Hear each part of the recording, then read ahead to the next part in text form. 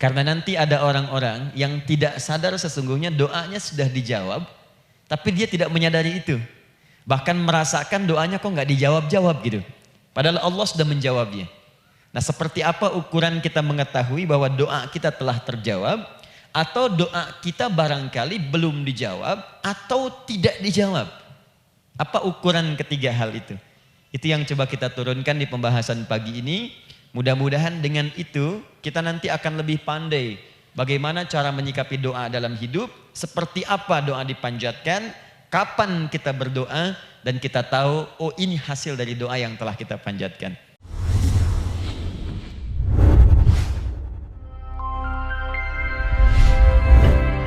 Alhamdulillahi Rabbil Alamin Alladhi amarana bid-du'a faqala wa qala rabbukum ud'uni astajib lakum fawa'adana bil-ijabati faqala wa idha sa'alaka ibadi anni fa inni qariba ujibu da'wata ad-da'i idha da'an wassalatu wassalamu ala rasulillahi alladhi وعدنا بالإجابة عندما ندعو إلى الله سبحانه وتعالى فقال من ضمن دعائه في أسماء الحسنى اقتداء من أصحابه صلى الله عليه وسلم أرأيت ماذا دعوت فقد دعوت بأسمائه الأعظم إذا دعي بها أجاب وإذا سئل بها أعطى اللهم صل وسلم وبارك على رسولك الكريم النبي الأمين وعلى آله وصحبه وأمته إلى يوم الدين أما بعد فيا عباد الله أوصي نفسي وإياكم بتقوى الله فقد فاز المتقون فلا تموتن إلا وأنتم مسلمون. Saudariku sekalian, para ibu baik yang di dalam ruang masjid ataupun yang di luar masjid, di sekitaran Masjid Trans Studio, saya ingin mengajak pada seluruhnya tanpa kecuali, mari kita senantiasa bersyukur pada Allah Subhanahu wa taala atas nikmat yang telah kita dapati sampai dengan pagi hari ini. Syukur itu selalu menambah ketenangan di dalam jiwa. Syukur itu bisa mengentaskan sebagian persoalan hidup yang kita rasakan. Syukur itu bisa menambah kekuatan dari perasaan lemah yang kita rasakan. Dan syukur itu puncaknya bisa mengantarkan ke dalam surga terbaik yang dijanjikan, hingga Allah menyebutkan kemudian dalam Al-Quran, wa qalilun min ibadiyas syakur, sedikit sekali di antara hamba-hambaku itu yang bisa menjadi orang yang pandai bersyukur kepada Allah Subhanahu wa taala. Mudah-mudahan hidupan kita sampai hari ini seluruhnya diterima oleh Allah Subhanahu wa taala sebagai amal saleh, dan semoga yang belum mendapatkan hidayah untuk berislam sampai dengan pagi hari ini dihunjamkan hidayah kepada dalam jiwanya oleh Allah Subhanahu wa taala agar bisa berislam sebelum wafat menghadap Allah Subhanahu wa taala. Baik, hari ini kita akan belajar. Saya akan cepat masuk kepada pembahasan karena waktu kita cukup singkat, tentang orang-orang yang dikabulkan doanya yang tersebut dalam Al-Quran khususnya dan sunnah-sunnah Rasulullah sallallahu alaihi wasallam. Kita akan bagi pembahasan kita ke dalam 3 bagian. Pertama, kenapa kita mesti berdoa? Di poin pertama. Kenapa kita mesti berdoa? Yang kedua, bagaimana cara berdoa yang baik, yang cepat dikabulkan oleh Allah Subhanahu wa taala? Yang pertama, mengapa kita mesti berdoa? Esensi doa itu apa? Yang kedua, bagaimana cara berdoa yang sekiranya cepat dikabulkan oleh Allah Subhanahu wa taala. Dan yang ketiga, kita akan melihat ukuran pengabulan doa. Seperti apa doa itu dikabulkan. Karena nanti ada orang-orang yang tidak sadar sesungguhnya doanya sudah dijawab, tapi dia tidak menyadari itu. Bahkan merasakan doanya kok nggak dijawab-jawab gitu. Padahal Allah sudah menjawabnya. Nah, seperti apa ukuran kita mengetahui bahwa doa kita telah terjawab, atau doa kita barangkali belum dijawab, atau tidak dijawab? Apa ukuran ketiga hal itu? Itu yang coba kita turunkan di pembahasan pagi ini. Mudah-mudahan dengan itu kita nanti akan lebih pandai bagaimana cara menyikapi doa dalam hidup, seperti apa doa dipanjatkan, kapan kita berdoa, dan kita tahu oh ini hasil dari doa yang telah kita panjatkan. Sepakat sampai di sini? Baik ya, tinggal sepakat saja ya. Kan biasanya yang nerangkan saya, nulis saya, ngapus saya sampai selesai pula. Baik, ayo kita mulai. Bismillah. Mengapa kita mesti berdoa? Kita buka dulu ibu sekalian. Ya, yang di ruangan ini ataupun yang di bawah, semuanya insya Allah memiliki kemuliaan yang sama di hadapan Allah Subhanahu wa taala sesuai dengan keikhlasannya, ya, sesuai dengan keikhlasannya. Karena hadisnya umum sifatnya. Man salaka tariqan yaltamisu fihi ilma, sahhalallahu lahu tariqan ilal jannah. Siapa yang menyiapkan dirinya menempuh perjalanan dan dia meniatkan ingin belajar pengetahuan agama walaupun sedikit, maka dia akan dapat balasan dari Allah. Minimal setiap langkahnya akan dicatat meringankan langkah dia ke surga nantinya. Ya, dan di situ tidak disebutkan khusus bagi yang di dalam ruangan masjid, lantai 2 lagi misalnya, tidak. Ya, jadi yang di sekitaran, yang di depan semua berdasarkan niatnya, ya, berdasarkan niat dan kuantitas amalannya. Di kuantitas itu tambah. Mungkin Ustadz belum datang, ibu ada yang berzikir, ada yang baca Al-Quran, ada yang istighfar, itu yang nambah pahala. Ya, kalau yang pasang status, pasang kamera, ya itu saya nggak tahu. Ayo kita kembalikan sini. Pertama, Quran surah ke-7 ayat 172. Quran surah ke-7 Al-A'raf ayat 172. Kemudian setelah itu diperintahkan dalam Al-Quran surah ke-40 Ghafir ayat ke-60. Lalu kita praktekkan ini dalam keseharian kita. Saya beri contoh misalnya Quran surah ke-2 ayat ke yang paling banyak nih dibaca 201. Kadang-kadang misalnya Quran surah ke-2 ayat 286. Banyaklah. Quran surah ke-7 ayat 23 misalnya dan seterusnya. Ini bagian pertama.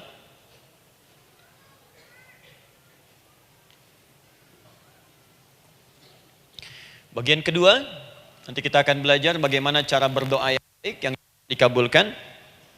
Kita ambil satu, Quran ke-2 ayat 186. Kemudian yang kedua, kita ambil contoh Quran surah ke-17 ayat 110.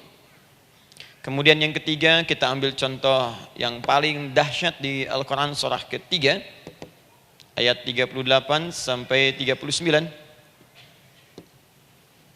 Ada yang belum berdoa sudah dikabulkan. Masya Allah. Ini ada di Quran misalnya surah ke-3 ayat 31.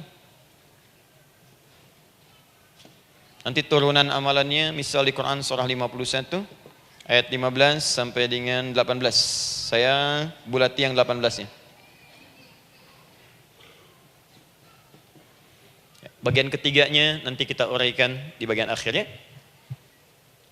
Baik, kita bisa mulai insyaallah. Baik, kita bagian pertama, mari kita mulai. Saya ingin berkisah sejenak dengan menyampaikan Quran surah ke-7 Al-A'raf ayat 172. Allah berfirman, A'udzubillahi minasyaitonirrajim, wa idz akhadha rabbuka min bani adama min zuhurihim dzurriyyatahum wa ashhadahum ala anfusihim alastu bi rabbikum qalu bala syahidna. Ada ayatnya? Baik ya, di Quran surah ke-7 Al-A'raf ayat 172. Wa idz akhadha rabbuka min bani Adam. Kata Allah, dan ingatlah, pahamilah, pelajarilah, dalamilah. Teman-teman sekalian, ingat kalimat idz itu, idz dalam Al-Quran termasuk dalam bahasa Arab itu bukan sekedar mengingat. Idz itu bisa mengandung arti memahami dengan dalam, menganalisis, ya, memaknai, itu idz. Jadi bukan sekedar mengingat. Bukankah ibu kalau mengingat sesuatu berusaha mendalaminya? Ya, kalau nggak percaya saya tanya begini. Coba ibu ingat kemarin jam 5 sore ada di mana? Bukankah sekarang sedang mendalami sesuatu? Sedang mencari memori jam 5 sore kemarin ada di mana? Setelah itu dihimpun jadi sesuatu lalu disampaikan dengan terstruktur, dengan rapi. Oh, kemarin saya ada di sini, di sini, di sini, mengerjakan ini, ini. Itu idz dalam bahasa Arab. Kalau di Al-Quran ada kalimat idz. Itu berarti bukan sekedar kita diminta mengingat, tapi juga merenung, mendalami, memahami dengan dalam. Paham insyaallah? Baik, sekarang perhatikan. Nanti kalau ibu baca Al-Quran, maksud saya, ibu bisa menerjemahkan sendiri dan memahami dengan baik. Ya, misal kalimat idz pertama dalam Al-Quran misal ditemukan di Quran surah kedua ayat 30. Wa idz qala rabbuka lil malaikati inni ja'ilun fil ardi khalifah. Idz akan ditemukan. Nah, sekarang ayat tentang korelasinya dengan doa, kita buka Quran surah ke-7 tadi ayat 172. Wa idz akhadha rabbuk, dan pahami ya kata Allah, renungkan ya, maknai dengan dalam ketika Allah menyampaikan, membuat komitmen dengan semua anak cucu Adam tanpa kecuali.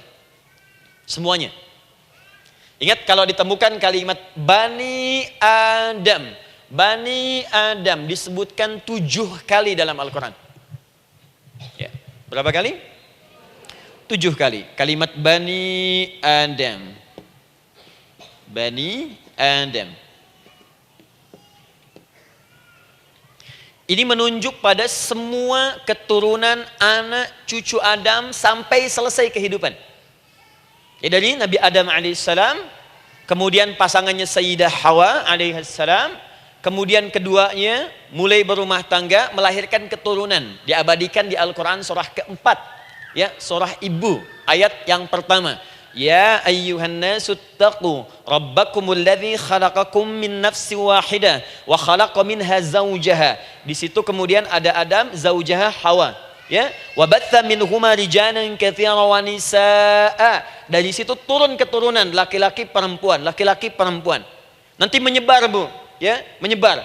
Ada yang ke Chicago, ada yang di Chicago, ada yang di Singaparna, ada yang di Singapura. Semua nyebar. Ya, di Sunda, dari Jawa sampai ke Sumatera, sampai Indonesia, sampai Nusantara, sampai Asia, Eropa, sedunia.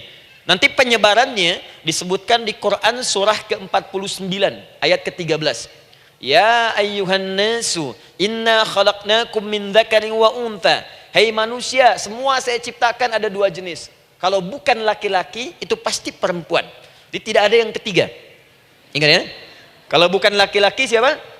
Perempuan. Jadi tidak ada misalnya, maaf, laki-laki yang keperempuan-perempuanan, yang gerakannya melambai, ya, kata-katanya terlampau lembut misal, dan tidak ada pula perempuan yang perkasa, ya, terlampau kuat misalnya, melampaui batas-batas standarnya. Jadi kalau bukan laki-laki pasti perempuan.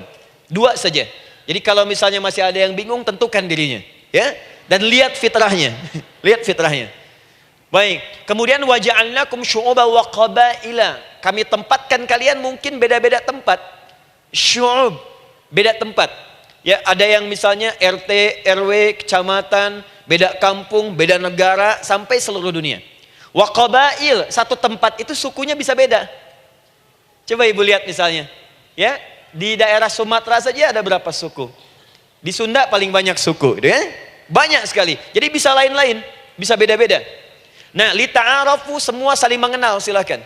Nah, ketika semua tadi ditempatkan di semua pelosok dunia, baik laki-laki, perempuan, dari anak keturunan Adam, itu semua anak keturunan Adamnya disebut dengan satu nama saja dalam Al-Quran, yaitu Bani Adam. Jadi kalau kita mau cari keturunan kita, sampai ke asal mula kita, dari kita sekarang, itu semua akan tersambung kepada Adam alaihissalam. Puncaknya akan ke sini. Ya. Dan tidak akan nyasar kemana-mana, Bu. Ya, ada sebagian manusia nasabnya tidak ingin ke Adam, inginnya bergeser, sehingga mengatakan manusia berasal dari monyet katanya. Ya. Ada yang berkata begitu. Ibu sampaikan saja kalau bapak dari monyet, silahkan saja, jangan ngajak-ngajak saya, gitu ya. Nah, jadi semua manusia itu pasti akan kembali ke sini, ya, ke Adam alaihissalam. Karena itu saya pernah sampaikan termasuk di sini di hadapan ibu semua, masih ingat? Mukjizat pertama Rasulullah sallallahu alaihi wasallam saat lahir ke muka bumi. Ingat, Nabi itu sebelum dilantik menjadi Rasul dalam usia 40 tahun, turun surah Al-Alaq, itu diberikan oleh Allah keistimewaan tanda-tanda kenabian. Apa di antara tandanya? Allah perjelas nasab keturunannya sampai Nabi Adam, padahal lahirnya itu ayahnya sudah wafat. Di lahir beliau ayahnya wafat, tapi nasabnya diperjelas sampai Nabi Adam. Sehingga jelas, orang tidak bisa menyoal. Ini orang nggak jelas nih, ya. Kan suka ada begitu Bu ya, tiba-tiba datang menerangkan sesuatu, siapa itu? Itu nggak jelas. Bahkan sekarang sering muncul statement, siapa sih Ustadz itu? Itu Ustadz nggak jelas. Ya. Nabi nggak bisa disoal, karena semuanya jelas. Nasabnya jelas, keturunannya jelas, kemuliaannya jelas, ilmunya jelas. Jadi kalau orang mau menyoal nggak punya peluang. Siapa kamu Muhammad? Saya jelas keturunannya. Muhammad SAW bin Abdullah, bin Abdul Muttalib, bin Hashim, bin Abdul Manaf, bin Qusay, bin Murrah, bin Kilab, bin Ka'ab, bin Ghalib, bin Fihir, bin Malik, bin Nadar, bin Kinana, bin Khuzaimah, bin Mudrika, bin Ilyas, bin Nizar, bin Mudar, bin Ma'ad, bin Adnan, bin Addi, bin Adri, bin Muqawwam, bin Nagur, bin Tarih, bin Ya'rub, bin Yasjub, bin Nabit, bin Ismail alaihissalam, bin Ibrahim alaihissalam, bin Azar atau bin Nakhur, bin Abir, bin Kinan, bin Arfakhshad, bin Sam, bin Nuh alaihissalam, bin Mikhlail, Matushala, bin Kinan, bin Anwas, bin bin Adam alaihissalam. Coba ulangi. Jelas. Jelas. Jadi orang nggak bisa nyoal, itu mukjizat ya. Keistimewaan pertama sebelum Allah kemudian angkat menjadi nabi dan rasul di usia 40 tahun. Jadi kalau ibu ditanya, kamu jelas enggak? Jelas. Apa binnya? Bin Bani Adam. Itu bocoran dari Al-Quran. Ya, kalau ditanya keturunan siapa kamu? Adam. Tahu dari mana? Allah yang nyampaikan langsung. Apa kata Allah? Bani Adam. Jelas ya? Baik. Jadi ini kembali kepada Adam alaihissalam. Nah, semua anak cucu Adam yang saya garis bawahi, sejak mulai terlahir itu sudah ada komitmen dari Allah dengan anak cucu Adam ini sebelum terlahir ke dunia. Sejak dalam kandungan. Jadi kalau ibu belajar hadis, misal, dulu saya pernah amanahkan kalau ibu mau belajar dasar-dasar, cari kitabnya Imam An-Nawawi yang Al-Arba'in An-Nawawiyah, 42 hadis. Hadis keempat, ya paling kiri sebelah atas di kitabnya. Dari Abdullah bin Mas'ud radhiyallahu taala anhu. Ya. Qala Nabi sallallahu alaihi wasallam bahwa shadiqul masduq. Nabi SAW pernah menyampaikan sedangkan beliau orang benar dan dibenarkan. Kapan perjanjian ini dibuat? Dalam usia kandungan 4 bulan. Dalam kandungan. Inna ahadakum yujma'u fi batni ummihi. Setiap kalian yang akan terlahir dari anak cucu Adam, kecuali Adam Bu ya. Ingat, kecuali Adam, kecuali Hawa, karena ini asal mula manusia keduanya. Tapi keturunan Adam dan Hawa akan mengalami proses yang sama. Dikandung dulu ibundanya, kemudian terlahir. Adam tidak dikandung, ingat, Adam tidak ada bapak, Adam tidak ada ibu. Langsung diciptakan wujudnya oleh Allah Subhanahu wa taala dari bahan dasar yang sama dengan manusia. Ya, karena itu saya pernah ditanya, pernah berdialog, ya. Ustaz, ini spesial Nabi Isa ini. Ya, spesial, Yesus Al-Masih Nabi Isa spesial. Karena itu diangkat sebagai Tuhan. Apa yang spesial? Kata beliau, karena ini bisa menghidupkan yang mati. Yang kedua, ini lahirnya beda dengan orang biasa. Bagaimana lahirnya? Tanpa bapak. Ibu saja tanpa bapak. Mana ada manusia yang lain seperti ini? Saya bilang Adam lebih spesial lagi. Lahir tanpa ibu, tanpa bapak. Kenapa nggak jadi Tuhan? Tapi kan Adam nggak bisa menghidupkan yang mati. Dengan izin Allah, maaf, Nabi Ibrahim lebih canggih lagi. Buka Quran surah kedua, ayat 260. Paling kiri sebelah atas. Wa idh qala Ibrahim rabbi arini kaifa tuhyil mauta. Qala awalam tu'min. Qala bala walakin inna qalbi. Ketika Ibrahim bermohon kepada Rabbnya, ya Allah, tolong tunjukkan kepadaku bagaimana cara menghidupkan yang mati. Kata Allah, kamu masih nggak yakin? Kata Ibrahim, saya yakin-yakinnya. Cuma supaya hati saya tenang, membuktikan kepada yang lain tentang kuasamu. Kata Allah, gampang. Lalu Allah berikan kemudian satu ketentuan sama persis dengan Nabi Isa. Cuman prosesnya lebih canggih. Kalau Nabi Isa, tepuk mayatnya, bangun, bicara. Nabi Ibrahim kata Allah, nih ambil burung, potong-potong dulu, dicincang dulu. Sudah dicincang kemudian, mayatnya disimpan, jasadnya di tempat bukit yang berbeda. Kalau sekarang potong burung, simpan di bukit satu, jasad yang kedua simpan di bukit B. Kepalanya simpan di bukit A, ekornya simpan di bukit B, badannya simpan di bukit C. Panggil dengan nama Allah. Thummat uhunna ya'tina kasa'ya. Panggil, bismillah, dengan nama Allah, hidup. Sama persis dengan Nabi Isa. Dengan nama Allah biiznillah, hidup. Nabi Ibrahim biiznillah, dengan nama Allah hidup. Menyatu semuanya jadi satu. Psst. Kalau Nabi Isa kemudian ada yang menduga sebagai Tuhan, kenapa Nabi Ibrahim tidak angkat jadi Tuhan? Paham ya? Nah, ini menunjukkan bahwa ada pola pemikiran yang harus dikembalikan supaya benar cara memahaminya. Jelas sampai sini? Maaf saya sedikit agak lompat ya. Saya kembalikan kemudian, perhatikan sini. Inna ahadakum yujma'u fi batni ummihi. Karena itu semua anak cucu Adam, beda dengan Adam, akan proses lahirnya dikandung dulu di perut ibundanya. Fokus baik-baik. Arba'ina yauman nutfah, 40 hari pertama baru kemudian proses antara spermatozoa dengan ovum berproses. Thumma yakunu mithla dzalika, kemudian alaqah. 40 hari yang kedua jadi alaqah, zigot yang menempel di dinding rahim. Thumma yakunu mithla dzalika mudghah. 40 hari ketiga berbentuk mudghah, sudah mulai berbentuk daging sekeratan, ada bentuknya. Dan usianya sudah 4 bulan, 40 hari ketiga, 120 hari. 120 hari. Thumma yursalu ilaihil malak, kemudian diutuslah malaikat, fayanfukhu fihi ruh, maka ditiupkan roh ke dalamnya. Jadi ingat, kalau di antara sini, di antara kita ada ibu misalnya yang tengah hamil, tengah mengandung, ingat baik-baik, atau keluarganya, kerabatnya, usia 4 bulan itu roh sudah ditiupkan. Di kandungan sudah ada rohnya. Hati-hati ya. Berapa bulan? 4 bulan. Karena itu nanti ada ayat dalam Al-Quran, Quran surah ke-7 ayat 189. Di posisi ini harus banyak berdoa dan beramal soleh.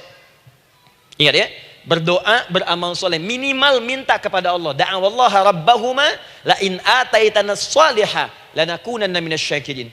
Minta banyak kepada Allah, ya Allah jadikan anak saya anak yang soleh, jadikan anak saya anak yang soleh. Dari usia itu 4 bulan sampai ke atas menjelang lahiran. Nanti diiringi oleh amal soleh kedua orang tuanya. Ini sudah penelitian dokter muslim, khususnya di Asia Tenggara. Saya diskusi dengan seorang dokter muslim, ternyata ada korelasi amal soleh yang dikerjakan kedua orang tua, ayah dan bunda, atau calon ayah dan bunda, kepada anak yang sedang dikandung, yang belum dilahirkan. Jadi kalau orang tuanya rajin baca Al-Quran, itu berpengaruh ke anak, Bu. Dan penelitian terkini, itu mempercepat anak itu menjadi seorang penghafal Quran ketika lahir.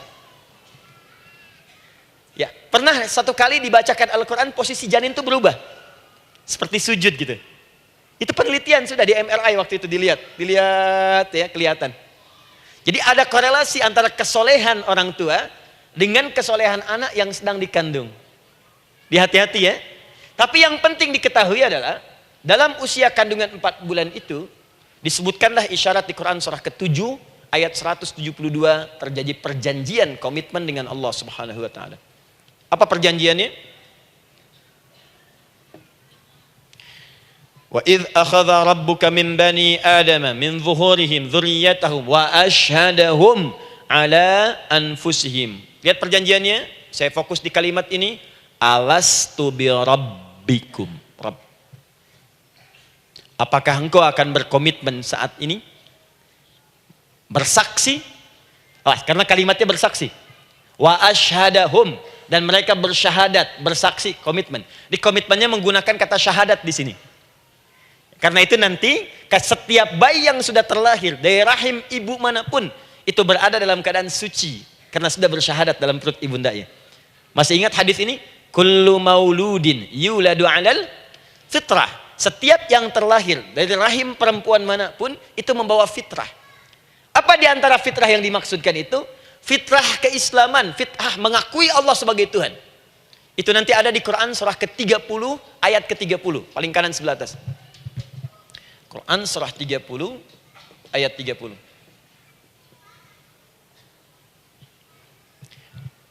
Fa'aqim wajhaka lid-dini hanifa.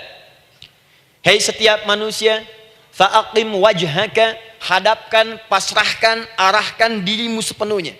Lid-dini, pada ketentuan ad-din, hanifa, dengan lurus. Di setiap manusia itu punya fitrah untuk beragama. Punya kecenderungan untuk mencari Tuhan. Silakan ibu cek, manusia manapun yang pernah hidup, itu pasti akan mencari Tuhan. Silahkan. Karena itu Allah beri jalan, begini cara mencarinya. Fitratallahi allati fataran nasa 'alaiha, itulah fitrah manusia yang telah Allah berikan pada dirinya bahkan sebelum dia terlahir. Di antara fitrah manusia ada kecenderungan untuk mencari Tuhan. Ada kecenderungan untuk mendekat kepada Allah. Bahasa Qur'annya din lidini hanifa. Apa itu din? Itulah Islam. Quran surah ketiga ayat 19. Inna dina indallahil Islam. Karena itu silakan cek, semua orang itu pasti akan mencari Tuhan. Setiap manusia. Ada yang melihat kayaknya ada di hewan, kayaknya ada di pohon, kayaknya ada di alam, kayaknya ada di patung, kayaknya ada di... Mencari dia. Terus Allah beri jalan. Kalau kamu ingin mencari yang benar, din yang dimaksud Islam, diberikanlah tuntunan dalam Islam. Jelas sampai sini? Baik. Karena itulah kemudian, setiap bayi yang terlahir itu disebut oleh Nabi dia suci, dia bersih, karena telah membawa risalah Islam dalam dirinya. Hanya sayang nanti fa'abawahu yuhawidanihi au yunassaranihi au yumajjisanihi. Lingkungan nanti akan merubah dia keluar dari fitrahnya. Bisa dipengaruhi, tiba-tiba berubah misalnya keyakinan. Bisa karena kejadian tertentu dia jauh dari Allah Subhanahu wa taala. Dia muslim, cuman karena kondisi tertentu, pekerjaan menjauhkan dia dari Allah, lupa sholat. Telenovela menjauhkan dia dari Al-Quran. WhatsApp, Facebook, media sosial melupakan dia dari ibadah. Coba ibu, kalau online setiap hari berapa kali dengan media sosial? Ganti status. Online dengan Allah berapa kali dalam sehari? Coba hitung. Online dengan Allah yang paling maksimal kan sholat fardu 5 kali. Kalau 1 kali 5 menit kali 5 cuma 25 menit. 25 menit online dengan Allah. Berapa menit online dengan media sosial yang tidak nyata? Dan cita-cita masuk surga. Ayo sini. Nah, saya belum selesai. Jadi yang pertama, dalam perjanjian 4 bulan ini, pertama ada komitmen bersyahadat menuhankan Allah. Tapi yang kedua, ini yang dahsyat. Perhatikan kalimatnya, fokus. Saat Allah memperkenalkan dirinya, dalam kandungan kita, usia 4 bulan itu, dengan nama apa Allah memperkenalkan dirinya? Coba lihat ayatnya. Alastu bi rabbikum, dengan nama Rabb. Wa idh akhadha rabbuka min bani Adama dzurriyyatahum. Awas, wa ashhadahum ala anfusihim. Alastu bi rabbikum, dengan nama Rabb. Nah, ibu sekalian, kata Rabb ini itu berasal dari kata ar-rububiyah. Ar-rububiyah yang berarti sifat merawat, memberikan semua kebutuhan. Saya ulang ya. Merawat, memberikan semua kebutuhan. Sudah? Menyayangi, memaafkan, mengasihi, mengampuni. Masya Allah. Merawat, memenuhi sebuah kebutuhan, menyayangi, memaafkan, mengampuni. Jadi semua hal yang terkait dengan perhatian ada pada kalimat Rabb. Sifatnya disebut dengan rububiyah. Zat yang memperhatikannya disebut dengan Rabb, namanya Rabbun. Baik. Pelan-pelan. Nah, seakan-akan Allah ingin berkata begini, hei, engkau buat perjanjian dengan saya sekarang. Engkau bersaksi, saya sebagai Tuhan, siap bersaksi, menuhankan saya. Nanti ketika kamu lahir, apapun yang kamu butuhkan dalam kehidupan, aku akan berikan. Kamu akan saya rawat, kalau sakit, kamu saya sembuhkan. Minta sesuatu yang kamu butuhkan, saya akan berikan. Kamu butuh sesuatu, saya akan hadir. Kamu salah minta maaf, saya maafkan. Kamu dosa minta ampun istighfar, saya ampuni. Kamu ingin sesuatu yang lebih baik, saya berikan. Pokoknya semua yang kamu inginkan selama engkau butuhkan itu baik, aku berikan. Kira-kira, maaf Bu ya, maaf sekali. Kalau ada yang nawarkan pada ibu, mau nggak ikut saya? Nanti sebuah kebutuhannya saya berikan. Kalau sakit saya berikan jaminan kesembuhannya. Kalau butuh sesuatu saya berikan. Kalau ingin ini itu selama butuh saya sampaikan. Kira-kira ibu nolak atau ikut? Baik. Ikutnya mikir dulu atau tidak? Tidak. Jangankan yang tinggi-tinggi Bu ya, suami aja nawarkan, "Mah, mau nggak ikut papa? Papa nanti kasih handphone S10. Sama gelang nggak Pak? Ikut ya. Dan tanpa pikir. Dalam bahasa Arab, sesuatu yang disetujui tanpa difikirkan lagi, itu disebut bala namanya. Bala, sekali saja. Sekali, ya, tidak dua kali. Tidak ditambah, tidak dikurangi. Ingat, kalau Allah sudah sampaikan kalimat, jangan tambah, jangan kurangi. Ya. Bala, tidak ditambah nga, tidak disebutkan dua kali. Bala. Ya. Bala itu artinya siap. Ya. Tanpa pikir. Karena memang nggak ada yang dipikirkan lagi. Apa yang mau dipikirkan? Semua kebutuhan dikasih. Semua keinginan dikabulkan sepanjang baik. Kalau sakit ada jaminan disembuhkan, dikasihi, disayangi, salah dimaafkan. Ya, kalau dosa diampuni, apalagi yang kurang, nggak ada aib, nggak ada yang kurang, sempurna semua. Kita katakan bala tanpa fikir. Karena itu, perhatikan, setiap kita kemudian, ibu sekalian, datang terlahir ke bumi, mengalami kehidupan, fitrah kita setiap mendapatkan kebutuhan, kita akan menyebut nama Allah Subhanahu wa Ta'ala dengan nama yang telah dijanjikan itu. Silakan ibu cek. Bukankah ibu ketika ada kesulitan memohon kepadanya? Ya Allah, tolong sembuhkan ya Allah. Ya Allah, lancarkan ya Allah. Ya Allah, sukseskan suami saya. Ya Allah, tenangkan kehidupan rumah tangga kami. Ya Allah, anugerahkan solusi. Ya Allah, sembuhkan ibu saya. Semua minta kan? Dan dahsyatnya, ketika ibu memohon kepada Allah itu, ibu gunakan kalimat yang telah disepakati ketika Allah sampaikan kepada kita. Rabb, Rabb, Rabb. Perhatikan, kalau ibu berdoa, doa apa paling favorit? Rabbana atina fid dunya hasanah. Fil akhirati hasanah. Wa qina. Doa apa itu? Sapu jagat. Bu bayangkan, Nabi aja nggak tahu tuh istilah itu sapu jagat. Ibu tahu? Wah, Masya Allah, Indonesia kreatif. Luar biasa. Ada doa sapu jagat, nggak ada doa sapu nggak ada jagatnya, ada doa jagat nggak ada sapunya. Wah, pokoknya luar biasa lah. Ya.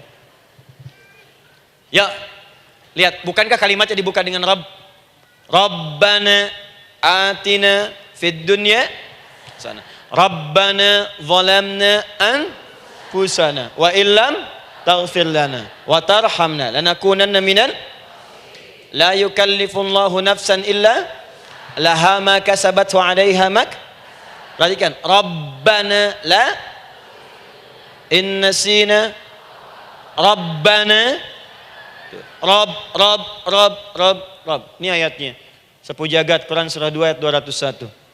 La yukallifullahu Quran surah 2 ayat 286. Rabbana zalamna Quran surah 7 ayat 23. Yang ingin saya sampaikan, setiap kita butuh sesuatu, kita menyebut namanya dengan kalimat Rabb. Kenapa kita katakan Rabb? Karena Allah sendiri menyebutkan dengan kalimat Rabb. Alastu bi rabbikum, saya nanti adalah Tuhan yang akan memperhatikan kalian, menyayangi kalian. Saya Tuhan yang akan merawat kalian, memberikan semua kebutuhan. Makanya ibu tuh kalau ada persoalan nagih seakan-akan ke Allah. Ya Allah, kan engkau yang berjanji kepada saya. Engkau yang berjanji, engkau yang menepati ya Allah, karena engkau Tuhan. Kalau manusia, dia berjanji, dia yang mengingkari. Dia awali, dia yang akhiri. Tapi engkau beda ya Allah. Kenapa? Engkau berjanji, engkau yang menepati. Quran surah ketiga ayat 9. Innallaha la yukhliful mi'ad. Engkau yang berjanji, engkau yang menepati. Engkaulah awal dan akhir dari semua hal. Engkau mengatakan saya Rabb yang akan memberikan semua kebutuhan. Sekarang saya butuh ya Allah. Engkau berjanji akan menyembuhkan, sekarang saya sakit ya Allah. Engkau berjanji akan memberi solusi, sekarang saya sedang punya masalah ya Allah. Engkau berjanji akan memberikan kesuksesan, sekarang saya sedang menapaki itu ya Allah. Makanya ibu sebutkan kalimat Rabb, Rabb, Rabb, Rabb. Jadi sesungguhnya doa itu adalah fitrah dari setiap manusia, karena mulai dibangun komitmen sebelum dia dilahirkan ke muka bumi. Jadi kalau kita bicara tentang doa, doa itu fitrah kehidupan bagi setiap manusia. Hidup.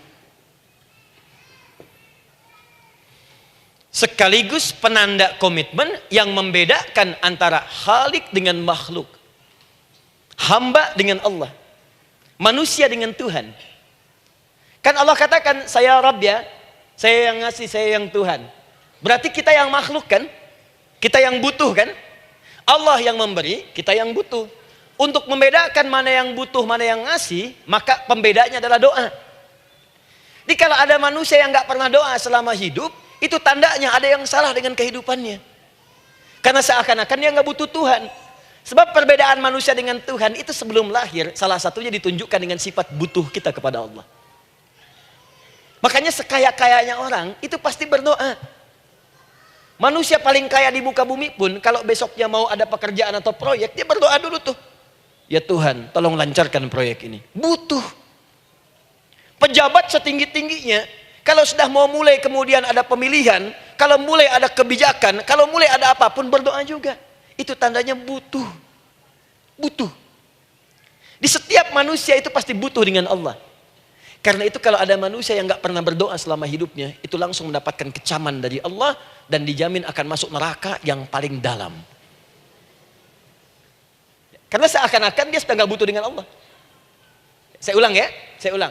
Doa itu fitrah hidup manusia yang sekaligus menunjukkan statusnya sebagai hamba. Jadi kalau ibu update status di media sosial, mulai sekarang tuliskan hamba. Hamba. Sudah. Mau sifatnya apapun tetap hamba. Ya, mau pejabat, mau orang kaya, mau cukup, mau macam-macam, mau ustadz, mau syekh, mau habib, tetap ujungnya hamba. Dan butuh penghambaan itu diwujudkan dalam bentuk doa. Muncullah Quran surah ke-40 ayat ke-60.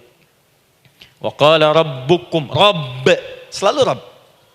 Wa qala rabbukum ud'uni astajib lakum. Innal ladzina yastakbiruna an ibadati, awas, sayadkhuluna jahannama dakhirin. Allahu akbar. Dan Rabbmu berfirman, mengingatkan kembali kepada kalian semua, hei hamba-hambanya. Kalau ada kebutuhan, kalau ada masalah, kalau ada permintaan, kata Allah, ayo doa sama saya. Minta. Kan kita sudah bikin perjanjian. Makanya Allah katakan, kalau punya masalah, Bu, berdoa. Bukan mengeluh.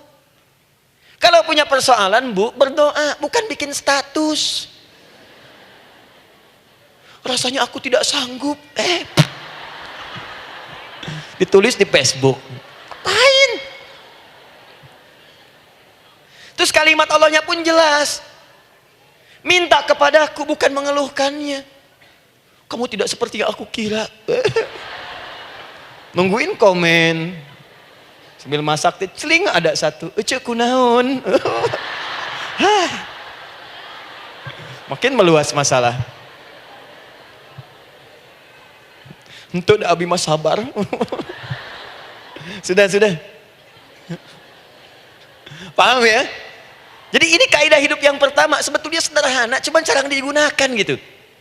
Sederhana, cuman jarang dipakai. Kata Allah kan, kamu doa itu, saya kasih ketenangan. Jadi Bu, gini, doa itu manfaatnya, walaupun solusi belum datang, tapi hati tenang. Tenang. Jadi kalau mau curhat-curhat sama Allah, sampaikan, minta, mohon, berikan. Minimal tenang. Saya kasih rahasia ya. Ini di antara kita saja nih. Lihat sini. Saya hapus dulu deh. Bismillah. Masya Allah. Mau ngapus sendiri, nulis sendiri, penghapus, lari sendiri.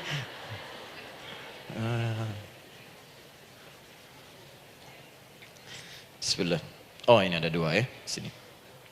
Baik. Buka Quran surat 7 ayat 205. Quran surat 7 ayat 205. Doa itu disebut zikir di ayat itu. Jadi kalau ibu sedang berdoa, itu sedang berzikir. Wadhkur rabbaka fi nafsika tadarruan wa khifatan wa dunal jahri minal qaul. Ada ayatnya? Oke. Pakai Rabb lagi kan? Wadhkur rabbaka. Kalau engkau punya masalah, kata Allah, sekecil apapun. Di rumah tangga kah, Di kantor kah, kehidupan sosial kah? Kata Allah, ayat sebut, minta kepada Allah. Berdoa. Doa disebut dengan zikir. Zikir itu semua kegiatan yang membuat kita ingat Allah. Zikir. Baca Quran, zikir. Dalilnya Quran surah ke-15 ayat 9. Inna nahnu nazzalna dzikra. Kami turunkan Al-Quran sebagai zikir. Menghafal Quran, zikir.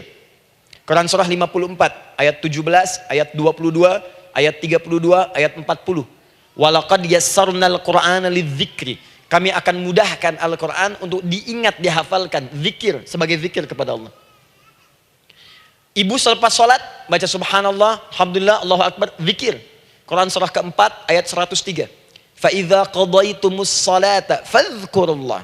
Maka jika anda telah tuntas mengerjakan sholat, segera berzikir kepada Allah. Sholat sendiri, zikir. Quran surah ke-20, ayat ke-14. Innani anallahu la ilaha illa ana fa'budni wa aqimis salata li dzikri.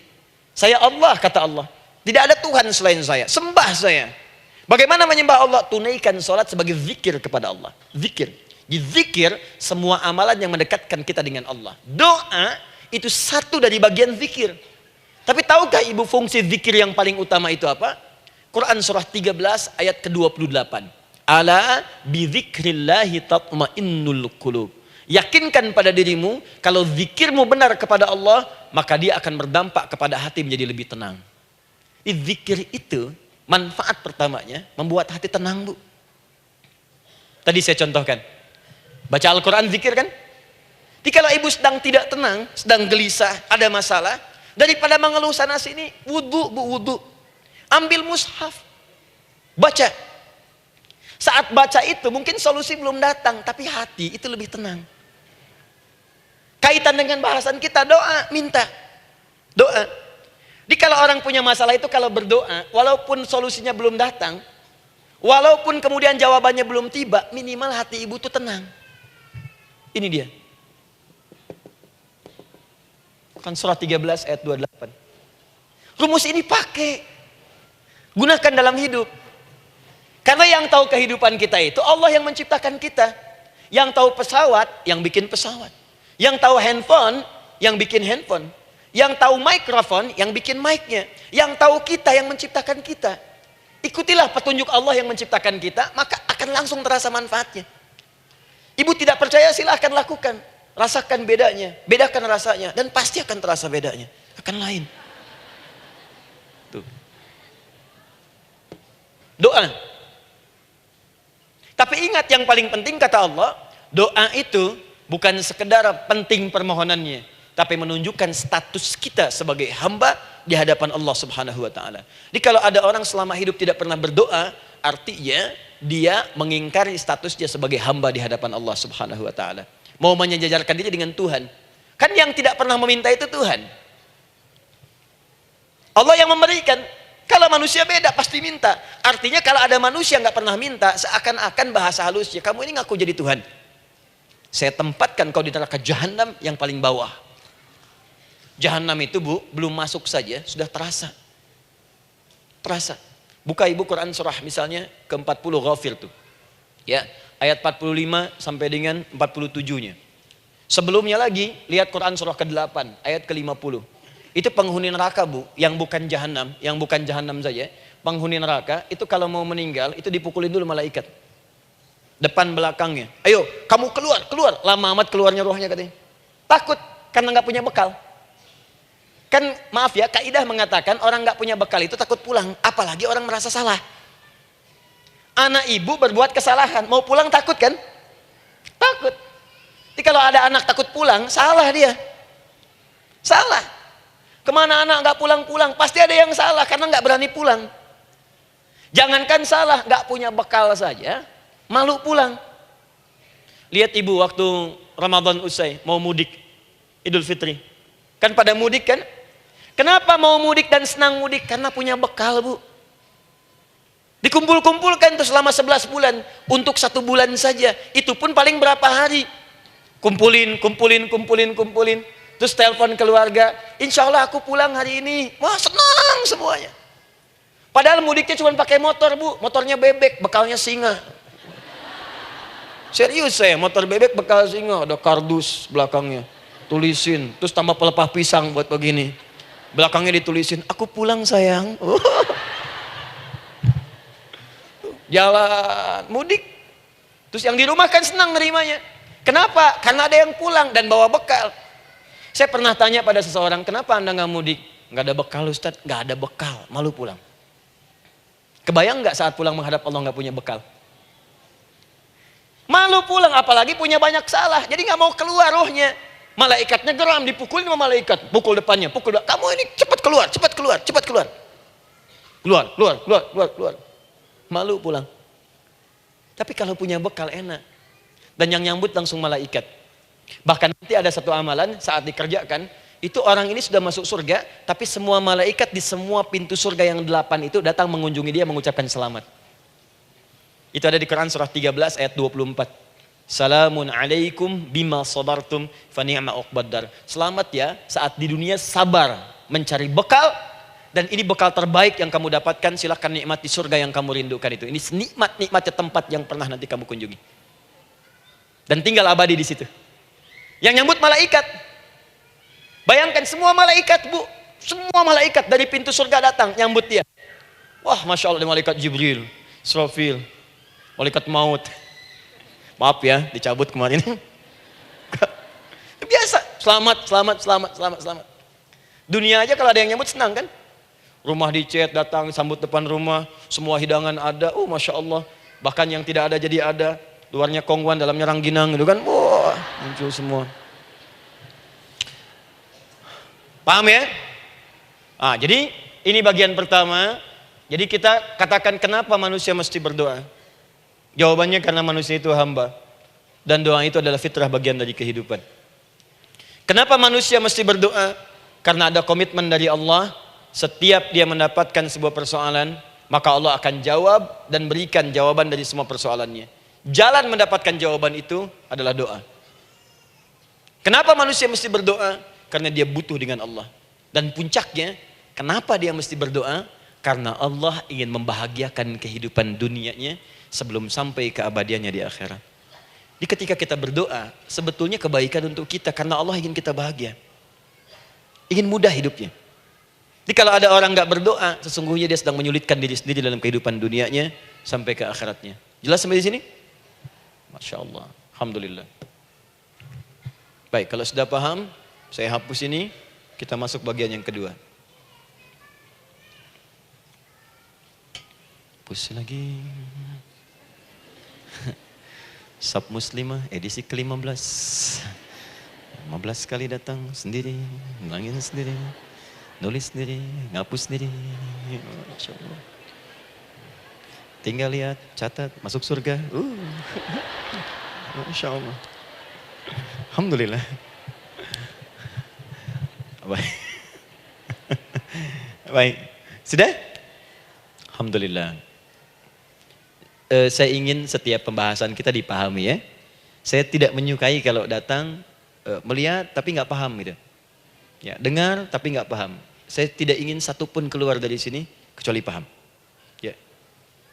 Ibu paham? Paham Ustaz. Pada pamit ya, silahkan. Apa yang ibu pahami? Doa. Ya. Dah.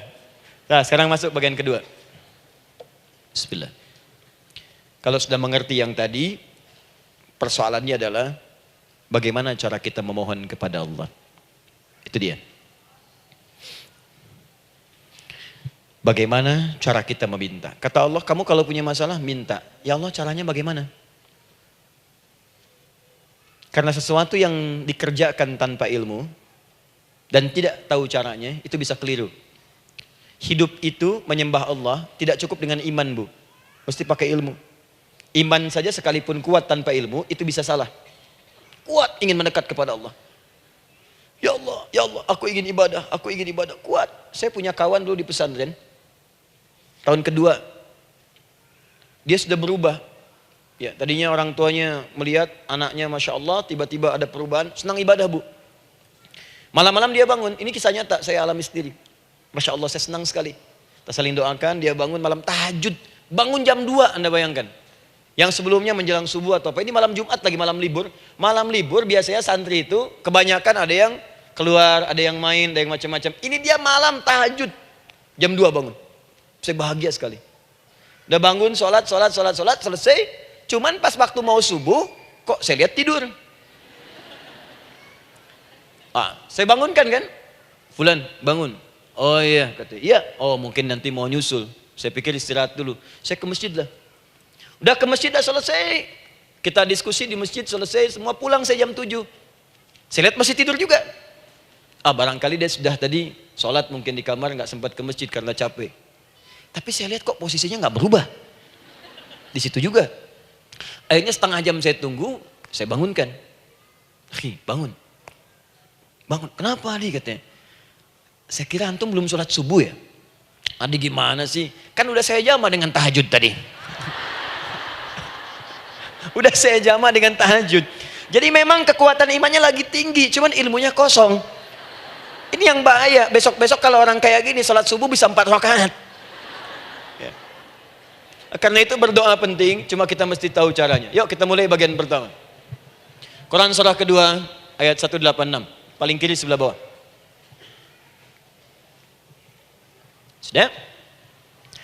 Wa idza sa'alaka 'ibadi 'anni fa inni qarib. Fokus. Kata Allah, kalau hamba-hambaku Muhammad SAW bertanya kepadamu, minta petunjuk untuk mencari-cari aku.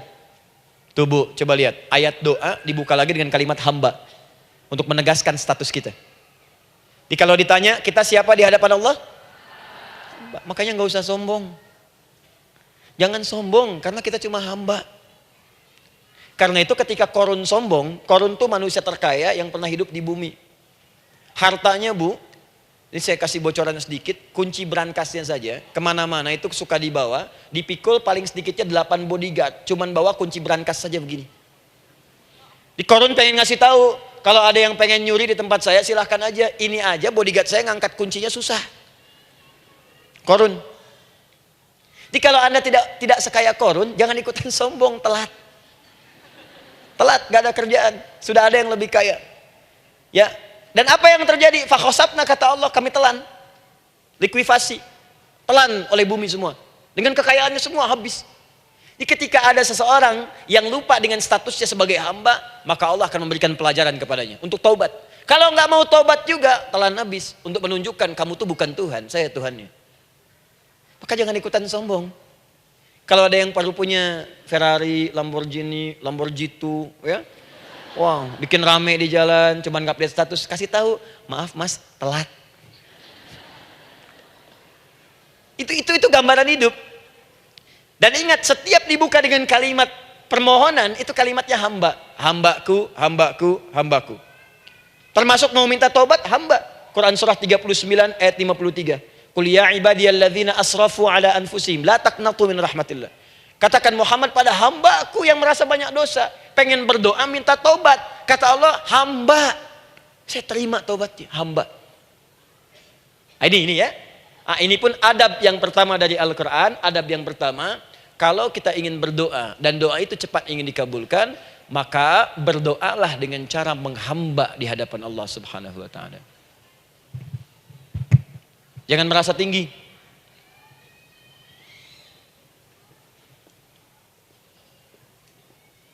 Saya turunkan caranya. Bagaimana cara menghamba itu dengan cara yang baik? Fokus. Wa idza sa'alaka 'ibadi 'anni, Muhammad SAW, jika ada hamba-hambaku bertanya padamu tentangku, ingin mencari-cari aku. Masya Allah, ibu maaf ya, biasanya kan kalau orang mencari Allah, ingin mendekat kepada Allah, entah itu datang ke masjid, bangun malam, biasanya motifnya cuma 2. 1, ada kebutuhan, pengen berdoa, terus dekat sama Allah. Besok mau arisan, malamnya tahajud. Anak mau ujian, baru puasa, kan? Suami ada proyek, baru baca Quran, kan? Terus itu biasa itu, biasa. Jadi fitrah bu. Tumben jeng tahajud, fitrah. Itu biasa itu. Ya. Yang kedua, taubat dari maksiat. Taubat. Seorang taubat ke masjid, bangun malam, doa, itu biasa. Jadi kalau ada seperti itu tandanya kita hamba normal manusia. Fa inni qarib, kata Allah, katakan Muhammad SAW, katakan kepadanya, janganlah mencari, aku dekat. Dekat, jangan mencari, aku dekat. Jadi Bu, ketika kita butuh Allah, langsung jawab oleh Allah. Kamu mau apa? Aku dekat. Itu secara psikologi memberikan ketenangan yang paling dalam. Saya belum datang di sini sampai jam 8. Ibu tanya panitia, ustadznya mana sih? Ukti, ustadznya mana? Jawaban pertama misalnya, ini belum jelas nih ustadznya. Gak ada kabar. Yang kedua mengatakan, tenang saja, ustadz sudah dekat. Maka yang kedua itu lebih menenangkan kepada kita. Ketika ibu mencari, ya Allah, saya sedang ada masalah, langsung dijawab oleh Allah. Tenang, aku dekat denganmu. Mau minta apa? Itu Bu, jadi kalau ibu sedang punya persoalan, psikologi Al-Quran mengatakan, langsung rasakan Allah tuh bersama kita, dekat, menunggu kita mau minta apa. Ibu punya masalah dengan suami, ingin mengadu. Lu kata Allah, saya dekat, kamu kenapa? Ada masalah apa? Ayo minta, ayo cerita. Mohon. Ibu punya masalah dengan anak. Ibu punya masalah dengan tetangga, di pekerjaan, kehidupan sosial. Kata Allah, saya dekat. Nah, perasaan itu hadirkan dalam jiwa kita. Ini sekarang jarang didapatkan. Jadi kalau ada masalah itu, hal pertama yang dilakukan itu belum ingat Allah, itu masalahnya. Di kebanyakan manusia itu kalau punya masalah, selalu ingin yang pertama itu solusinya. Bukan Allahnya. Kan pemilik solusinya Allah. Jadi kalau kita ingat pada yang memiliki, maka apapun yang kita minta akan diberikan. Bahkan ada orang yang saking ingatnya dengan Allah, sebelum minta sudah dikabulkan. Itu yang dahsyat. Nah, sekarang setelah kita paham tentang kedekatan ini, kemudian kita praktekkan. Jadi Bu, ya maaf ya, ketika ibu punya masalah apapun, yang pertama diingat Allah. Allah, Engkau telah berjanji, Engkau pasti akan tepati. Ya Allah, sekarang aku ada persoalan. Nah, sekarang teruskan ayatnya. Ujibu da'watad da'i idza da'an. Ujiba.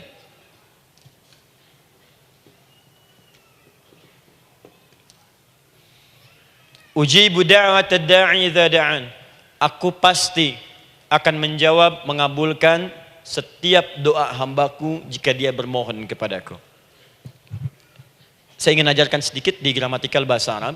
Ujib itu disebut dengan fi'il mudhari namanya. Saya kasih rumus cepat Bu ya. Insya Allah kalau ibu fokus dengan rumus ini, ibu nanti bisa memahami Al-Quran dengan baik. Saya kasih satu kalimat. Hafalkan baik-baik. Ini gampang kok. Anita. Ya, Anita. Sudah? Anita. Baik. Hamzah, nun, ya, ta. Satukan Anita.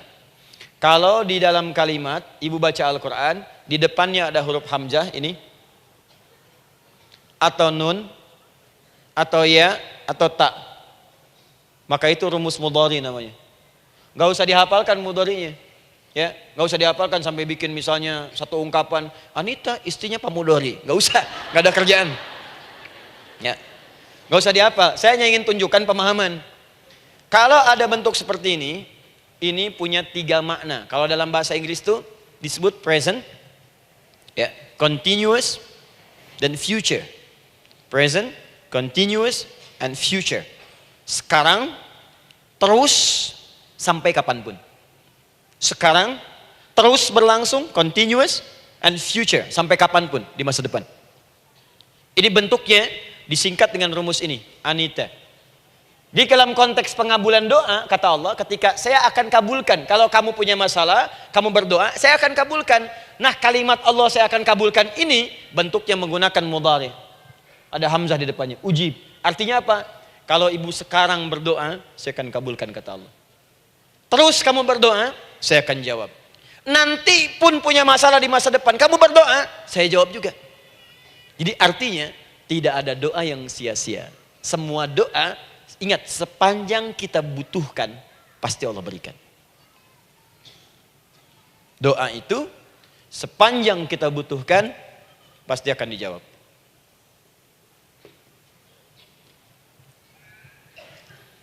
Nanti kapan dijawabnya, seperti apa jawabannya, nanti bagian ketiga.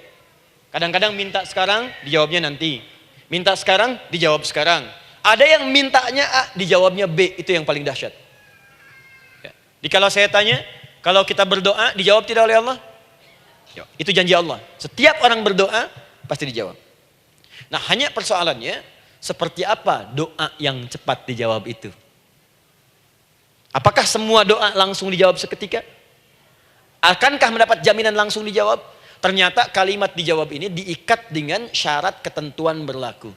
Apa di antara syarat dan ketentuannya ini? Teruskan ayatnya. Falyastajibuli. Syarat pertama. Kalau doamu ingin cepat aku jawab, falyastajibuli. Maka engkau pun harus cepat merespon setiap seruanku. Jawab seruanku dengan cepat. Doa ingin dijawab oleh Allah. Maka kata Allah, kamu pun harus menjawab setiap seruanku. Jawab seruan Allah.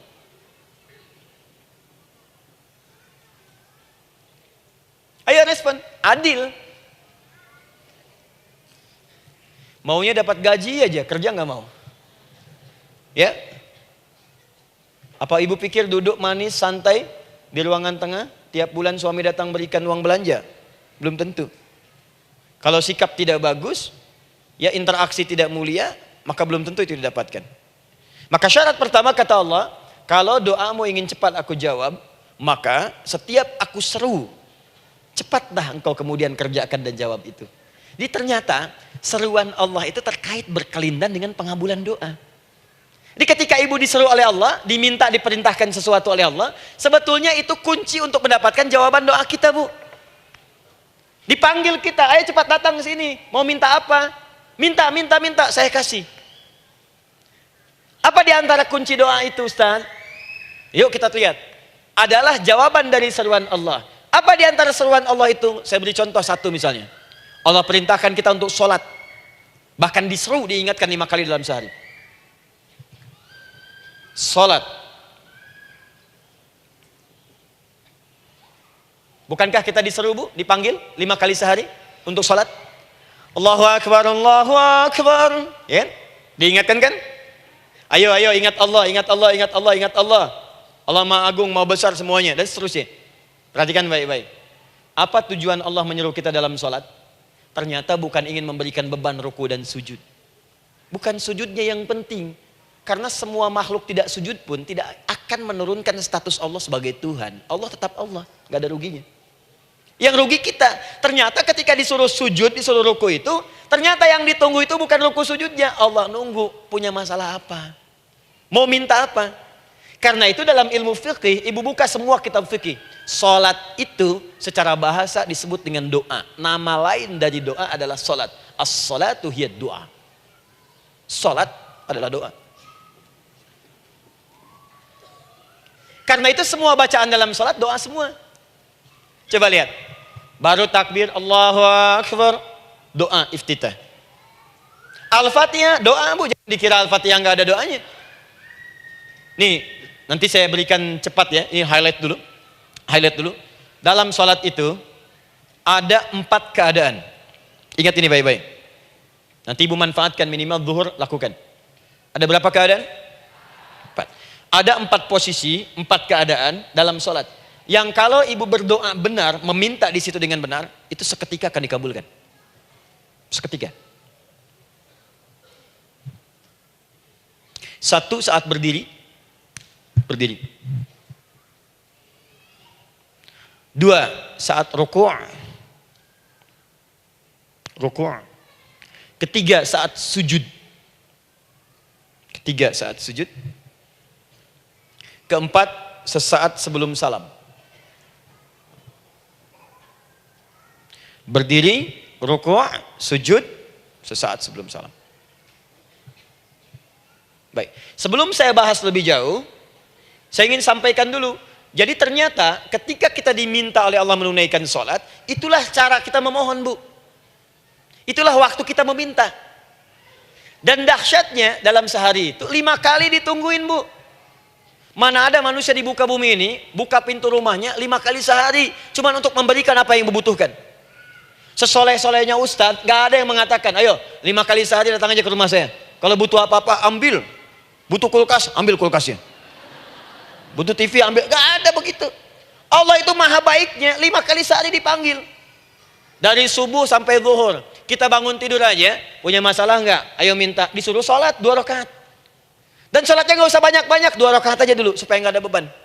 Itu pun kadang-kadang masih lupa berapa rakaat kita sholat. Ya. Ayo sujud, disuruh minta, punya masalah nggak? Terus dari subuh sampai ke siang dipanggil lagi. Punya masalah lagi nggak? Disuruh zuhur 4 rakaat. Karena waktunya cukup panjang, suruh 4. Ayo minta. Ada masalah apa? Minta sujud kita. Minta mohon. Dari zuhur ke asar ditanya lagi, ada masalah nggak? Panggil lagi.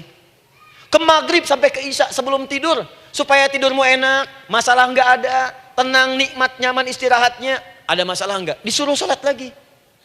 Jadi kalau orang paham sholat itu kunci kebahagiaan, dia akan senang menunaikan sholat. Makanya ketika ibu bertanya, kenapa saya sholat?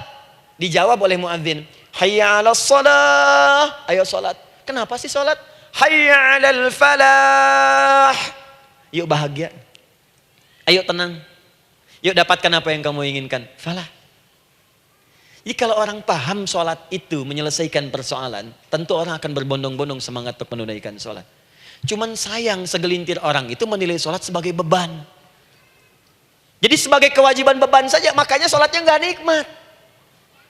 Karak tadi duhur, ayeuna asar deui. Tuh.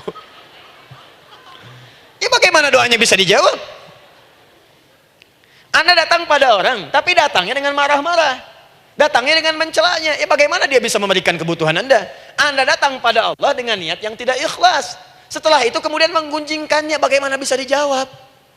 Tuntutan tinggi. Tapi datang tidak membawa prestasi, ya bagaimana bisa diberi? Catat tuh, bikin status. Paham ya? Nah ini bagian pertama. Jadi cara pertama, respon kata Allah, seruan Allah. Rumus pertama sholat. Nah sekarang saya ajarkan lagi. Ini belum selesai nih Bu. Ini panjang bahasannya nih. Sampai jam berapa kita? 10 ya? Oh, banyak. Oh, mau sampai jam 5 silahkan. Saya jam 10 selesai. Ya.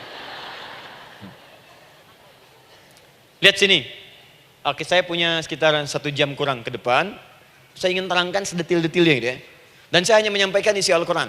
Quran, hadis, Quran, hadis. Sekarang gini, Ustadz saya sekarang paham, sholat berarti kunci untuk menyelesaikan masalah. Di sholat saya akan memohon. Sekarang Ustadz, bagaimana cara saya merespon sholat? Kan kata Allah, saya menyeru, respon gitu kan? Kita dipanggil sholat nih, Allahu Akbar, dipanggil. Bagaimana cara meresponnya? Sebelum minta. Awas, ibu ingin datang mengajukan proposal. Datang kepada wali kota, datang kepada gubernur, datang kepada presiden, datang kepada menteri sebelumnya. Bukankah ibu mempersiapkan diri? Penampilan ditata, proposal dibagus-bagusin, itu kan? Yang paling hebat itu kadang-kadang malam-malam latihan depan cermin. Bapak wali kota yang saya hormati. Lihat semuanya tuh. Dan yang paling luar biasa, maaf ya, janjian jam 7 dengan Pak Wali Kota, datang jam 6 ke Balai Kota. Sekarang ibu punya janji dengan Allah. Janji itu sudah diketahui sebelum pertemuannya. Kalau tidak percaya, 5 waktu ini ibu sudah hafal Bu. Ya, bahkan disuruh ngapalin oleh Allah. Buka Quran surah ke-4. Surah ibu, surah mama, An-Nisa. Ayat 103, Quran surah 4 ayat 103. فَإِذَا قَضَيْتُمُ الصَّلَاةَ فَاذْكُرُوا اللَّهَ قِيَامًا وَقُعُودًا وَعَلَى جُنُوبِكُمْ فَإِذَا اطْمَأْنَنْتُمْ فَأَقِيمُوا الصَّلَاةَ. Lihat ujung ayatnya. Inna as-salata kanat 'alal mu'minina kitaban mawquta. Sungguh semua waktu salat itu telah ditetapkan waktunya bagi orang beriman. Itu terjemahan biasa. Kalau terjemahkan pakai ilmu balaghah, sungguh orang beriman itu hafal waktu-waktu salat. Tahu waktunya. Apalagi kalau di waktu itu ibu punya kepentingan, pasti hafal.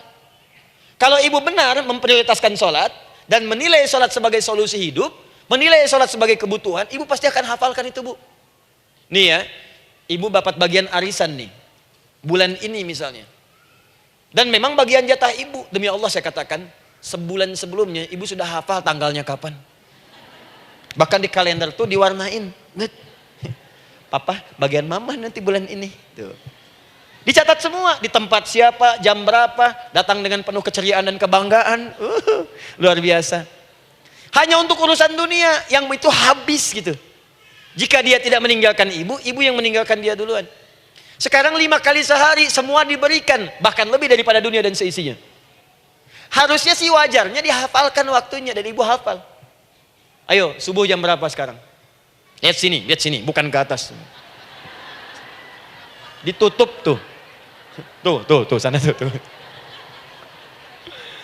Subuh jam berapa? Ayo ngelihat ke sana, 4:43. Duhur jam berapa?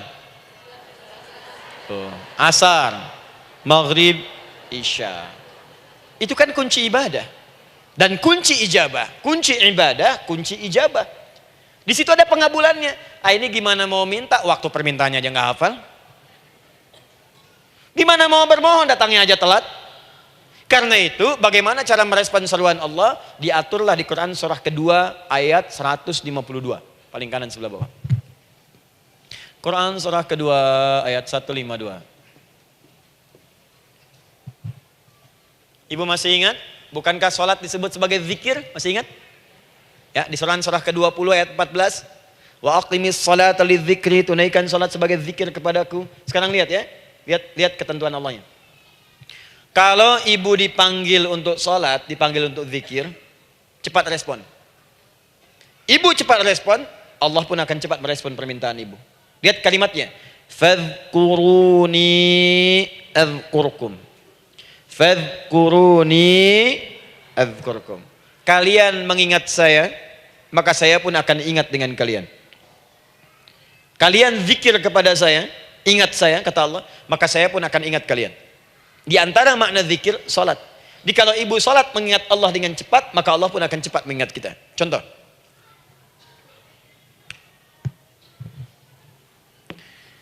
Saya ambil waktu subuh misalnya. Di Bandung 4-3-3. 4-4-3. Oh, lihat kesan lagi terjadi perbedaan pendapat. Ya. Ada yang 4-3-3, ada yang 4-3-4, ada yang 4-3-5 dan seterusnya. Yang ambil tengah-tengah lah, 4-3-5 misalnya. Orang 4-3-5. Lihat sini, fokus. Allahu Akbar, Allahu Akbar. 4-3-5. Dipanggil salat, diseru. Kan tadi rumusnya di Quran surah 2 ayat 186. Faliyastajibuli, kalau diseru cepat jawab, gitu kan? Nah, terus diseru 4-3-5 adzan. Allahu Akbar, Allahu Akbar. Begitu diseru, ibu langsung datang. Ya Allah, sudah adzan, seruan nih, saya siap-siap, saya ingin minta sesuatu.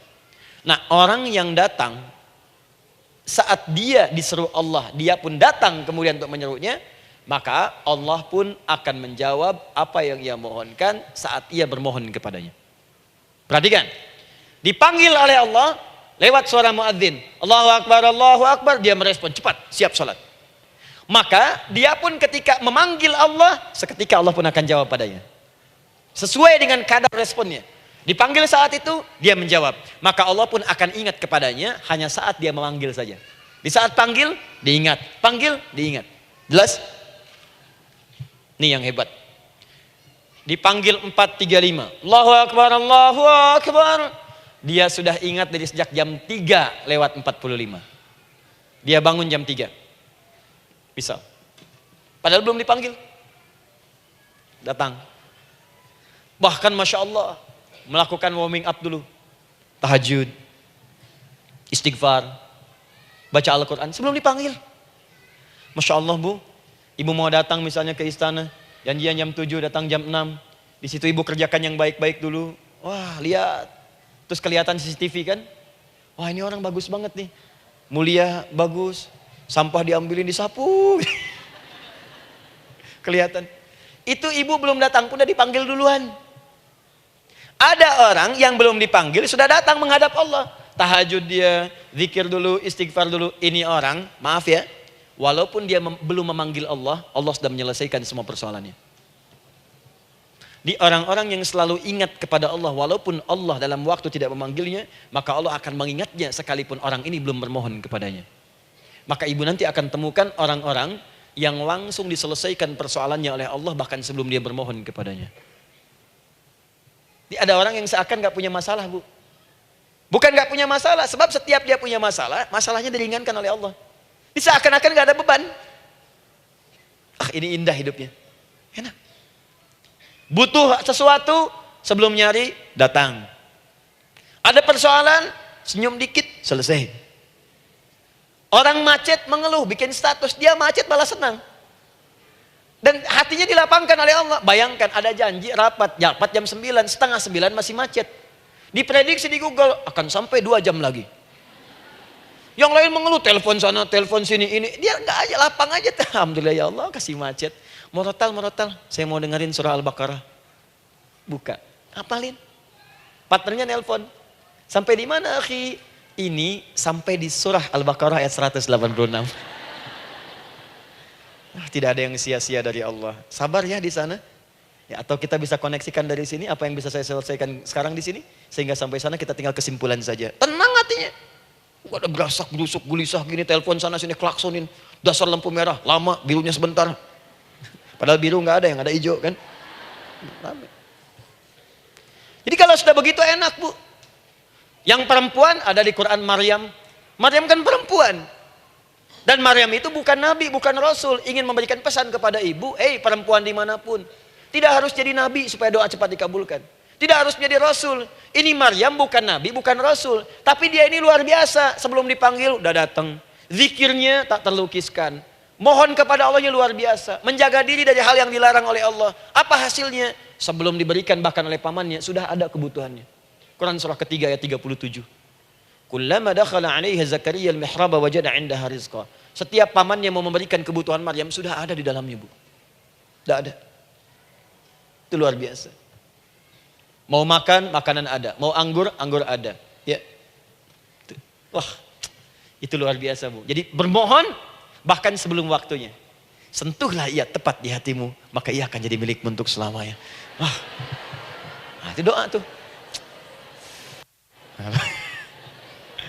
Aduh, mana-mana. Paham? Tuh. Jadi kalau yang standar-standar saja itu biasa. Maka datang sebelum waktunya. Datang. Atau datang pas dipanggil, standar. Jadi kalau 4.35 adzan, Allahu Akbar, Allahu Akbar. Ibu bangun, siap sholat, siap sholat. Itu standar. Jangan dulu bahagia. Naikin lagi levelnya. Yang celaka itu ya ini nih. Dipanggil 4.35, baru bangun 5.34.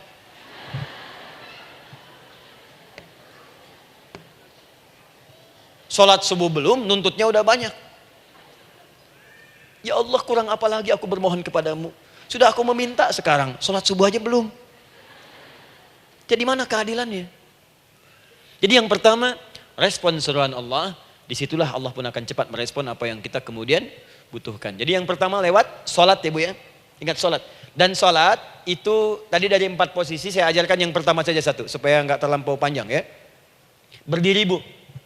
Saya ajarkan satu. Setiap ibu dalam keadaan berdiri dan membaca Al-Fatihah.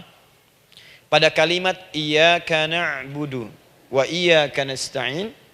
Ingat pada kalimat iyyaka na'budu wa iyyaka nasta'in. Maka sertakanlah di hati kita apa persoalan yang dirasakan untuk bermohon kepada Allah. Saya ajarkan cepat. Kalau ibu mau belajar lebih detail, ikuti kajian kami di fikih solat. Sifat solat Nabi SAW. Nanti saya terangkan semua dalilnya. Insya Allah sepanjang yang saya ketahui. Baik. Dasarnya ini. Dasarnya Quran surah ketiga ayat 38 sampai 39. Dan dikuatkan nanti di hadis qudsi. Ibu kenal Nabi Zakaria? Ya kenal ya. Ya selamat lah Bu. Alhamdulillah. Episode ke-15 kenal Nabi Zakaria. Luar biasa. Alhamdulillah. Nabi Zakaria punya persoalan, sudah berumah tangga, belum ada keturunan, fisiknya sudah letih, rambutnya sudah memutih, dan mohon maaf istrinya divonis monopos dan mandul. Secara medis klinis. Apa yang beliau kerjakan? Sholat. Dalam sholatnya bermohon kepada Allah. Perhatikan permohonannya. Qala rabbi habli min ladunka dzurriyyatan thayyibah. Ya hunalika da'a Zakaria rabbah qala rabbi habli min ladunka dzurriyyatan thayyibah innaka sami'ud du'a. Ya Allah, aku bermohon kepadamu, anugerahkan aku keturunan. Semua mengatakan aku enggak mungkin punya keturunan. Hanya Engkau yang tidak punya batas dalam pemberian. engkau pasti mendengar doa saya. Kalau pada yang maha mendengar tidak mengabulkan juga, lantas kepada siapa lagi aku mesti memohon? Doa ini dipanjatkan oleh beliau dalam keadaan sholat, sedang berdiri dalam sholatnya. Jadi ibu maaf ya, tolong jangan salah berpikir, semua nabi dan rasul, orang soleh sebelumnya itu sholat. Cuma kita lebih sempurna gerakan dan jumlahnya, sempurna. Orang dulu sholat. Nabi Musa sholat, Quran surah 20 ayat 14. Nabi Isa sholat, Quran surah 19 ayat 31 sampai 33. Nabi Ismail sholat, Quran surah 19 ayat ke-55. Semua sholat. Sholat. Nabi Zakaria saat punya masalah, sholat. Dalam berdirinya minta dalam sholatnya. Dari mana Ustadz tahunya beliau minta dalam berdiri dalam sholat? Ayat 39 ya baca. Quran surah ketiga ayat 39. Fanadatul malaika, maka doanya itu dijawab oleh Allah. Datang malaikat menyampaikan jawaban. Wa huwa qaimun yusalli fil mihrab. Sedangkan beliau masih berdiri dalam sholatnya di mihrab. Masih berdiri dalam sholat. Sholat. Di dalam sholat itu minta. Makanya semua bacaan sholat itu permintaan isinya. Dan dikabulkan oleh Allah. Anallaha yubashshiruka bi Yahya. Allah kasih kabar gembira, engkau akan punya anak, langsung namanya dari Allah Yahya. Artinya hidup. Yang mustahil menurut manusia, lahir dari rahim seorang perempuan yang divonis monopos dan mandul menurut medis, kata Allah tidak ada yang mustahil bagiku, lahir dan hidup dia, Yahya. Kapan terjadinya? Sedang sholat. Kapan saat sholatnya? Berdiri. Nah yang paling menarik bu, umatnya Nabi Muhammad SAW ditunggu oleh Allah 5 kali dalam sehari, dan dimintakan sebelum sholat untuk menyiapkan permohonannya. Maka turunlah Quran surah kedua ayat ke-45. Ibu lihat ayatnya. Wasta'inu bis-sabri was-shalah. Bahkan ditegaskan lagi di Quran surah kedua ayat 153, paling kanan sebelah bawah. Ya ayyuhalladzina amanu ista'inu bis-sabri was-shalah. Yang pertama enggak pakai panggilan iman. Wasta'inu, kata Allah, hei, kalau kamu punya masalah, jangan mengeluh, jangan berkeluh kesah, jangan terlampau banyak gelisah, cepat siapkan dirimu untuk menunaikan sholat. Siapkan permohonanmu, minta kepada aku lewat sholat. Kalau belum yakin, disebutkan imannya. Ya ayyuhalladzina amanu, hei orang-orang yang masih merasa punya iman, katanya punya iman. Jadi kalau ibu nggak mau minta lewat sholat, dipertanyakan imannya. Kamu punya iman nggak? Kata Allah, yakin nggak dengan saya? Kalau punya masalah jangan mengeluh. Datang pada saya minta, lewat sholat, saya panggil sholat minta. Kalau masih merasa punya iman. Tuh, iman kita tuh dipertaruhkan di situ. Nah sekarang, saya berikan rumus bahasanya. Allah memanggil kita dengan bentuk jama, perintah jama. Wasta'inu, wasta'inu. Itu bentuk perintah. Wasta'inu, bentuk perintah.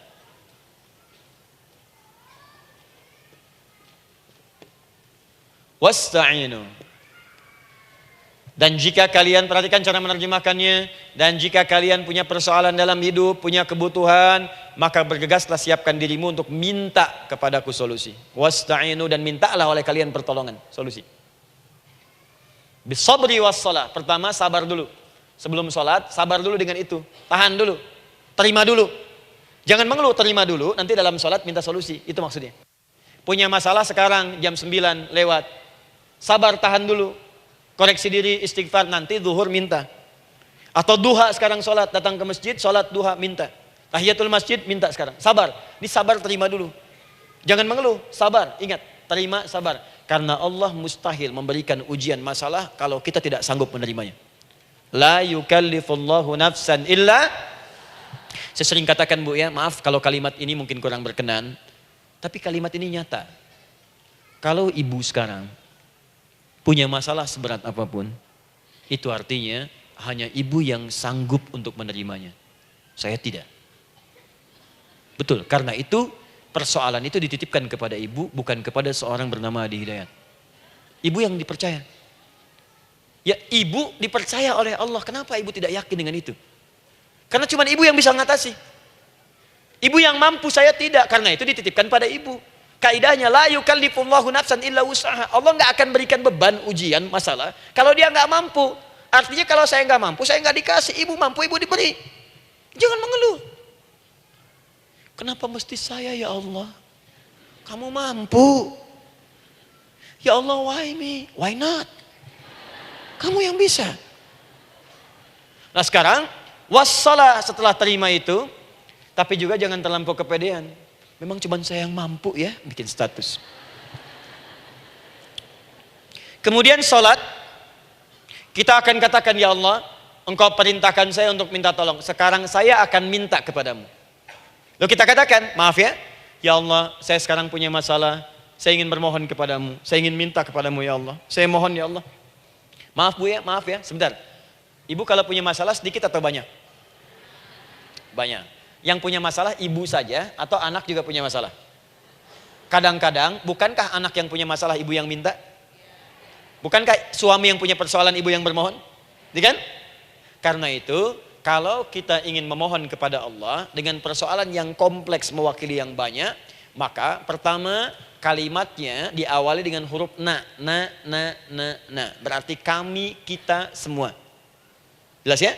Nah, ibu ingin robah kalimatnya minta tolong. Kata Allah, minta kepadaku pertolongan. Wasta'inu. Ibu ingin robah menjadi bentuk permintaan. Rubah kalimatnya menjadi nasta'in.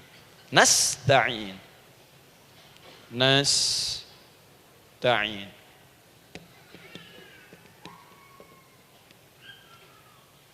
Wasta'inu nasta'in. Minta kepada siapa tadi? Allah. Boleh minta kepada selain Allah? Tidak. Hanya kepada Allah saja? Hanya kepada Allah saja. Hanya kepadamu ya Allah. Tidak kepada yang lain. Maka kalimatnya menjadi iyyaka. Iyyaka. Hanya kepadamu saja ya Allah. Engkau berjanji, kalau ada masalah minta aku berikan. Sekarang hanya kepadamu saja ya Allah, aku bermohon. Maka kalimatnya namanya iyyaka nasta'in. Sekarang saya tanya kepada ibu, apakah dalam sholat ibu membaca kalimat iyyaka nasta'in? Tuh. Saya mau tanya, ibu bacanya saat ruku atau saat sujud? Berdiri. Gak ada orang ruku baca kalimat ini. Allahu Akbar, iyyaka na'budu wa iyyaka nasta'in. Berdiri. Iyyaka na'budu wa sekarang saya bacakan hadis qudsinya. Tersambung dari Nabi sallallahu alaihi wasallam. Qala Rasulullah sallallahu alaihi wasallam, qala Allah azza wa jalla. Allah langsung yang berfirman lewat hadis qudsi. Perhatikan bahasanya. Qasamtu shalah baini wa baina 'abdi. Saya bagi dalam salat itu dua bagian, antara hak aku dan hak hambaku. Wali 'abdi ma sa'ala. Dan jika benar hambaku menunaikan kewajibannya dengan baik, menjaga hak-hak aku, maka pada saat itu apapun yang dia minta dalam sholat, aku akan berikan. Apapun. Kapan itu terjadi? Perhatikan kalimatnya. Idza qala al-'abdu, kalau hamba mulai membaca dalam sholatnya, alhamdulillahi rabbil alamin. Alhamdulillahi rabbil alamin. Qala Allah azza wa jalla, seketika Allah menjawab, hamadani 'abdi, hambaku sedang memujiku. Ibu ingat baik-baik Bu ya. Ingat baik-baik. Setiap ibu baca Al-Fatihah dalam sholat itu Allah memperhatikan dan menjawab bacaan ibu. Tadi masih ingat ketika saya katakan wa idza sa'alaka 'ibadi anni fa inni qarib, Allah itu dekat. Ya. Wa idza qala al-'abdu ar-rahmanir rahim, kalau hamba melanjutkan ar-rahmanir rahim, qala Allah azza wa jalla, Allah langsung menjawab athna 'alayya 'abdi, hambaku sedang menyanjungku.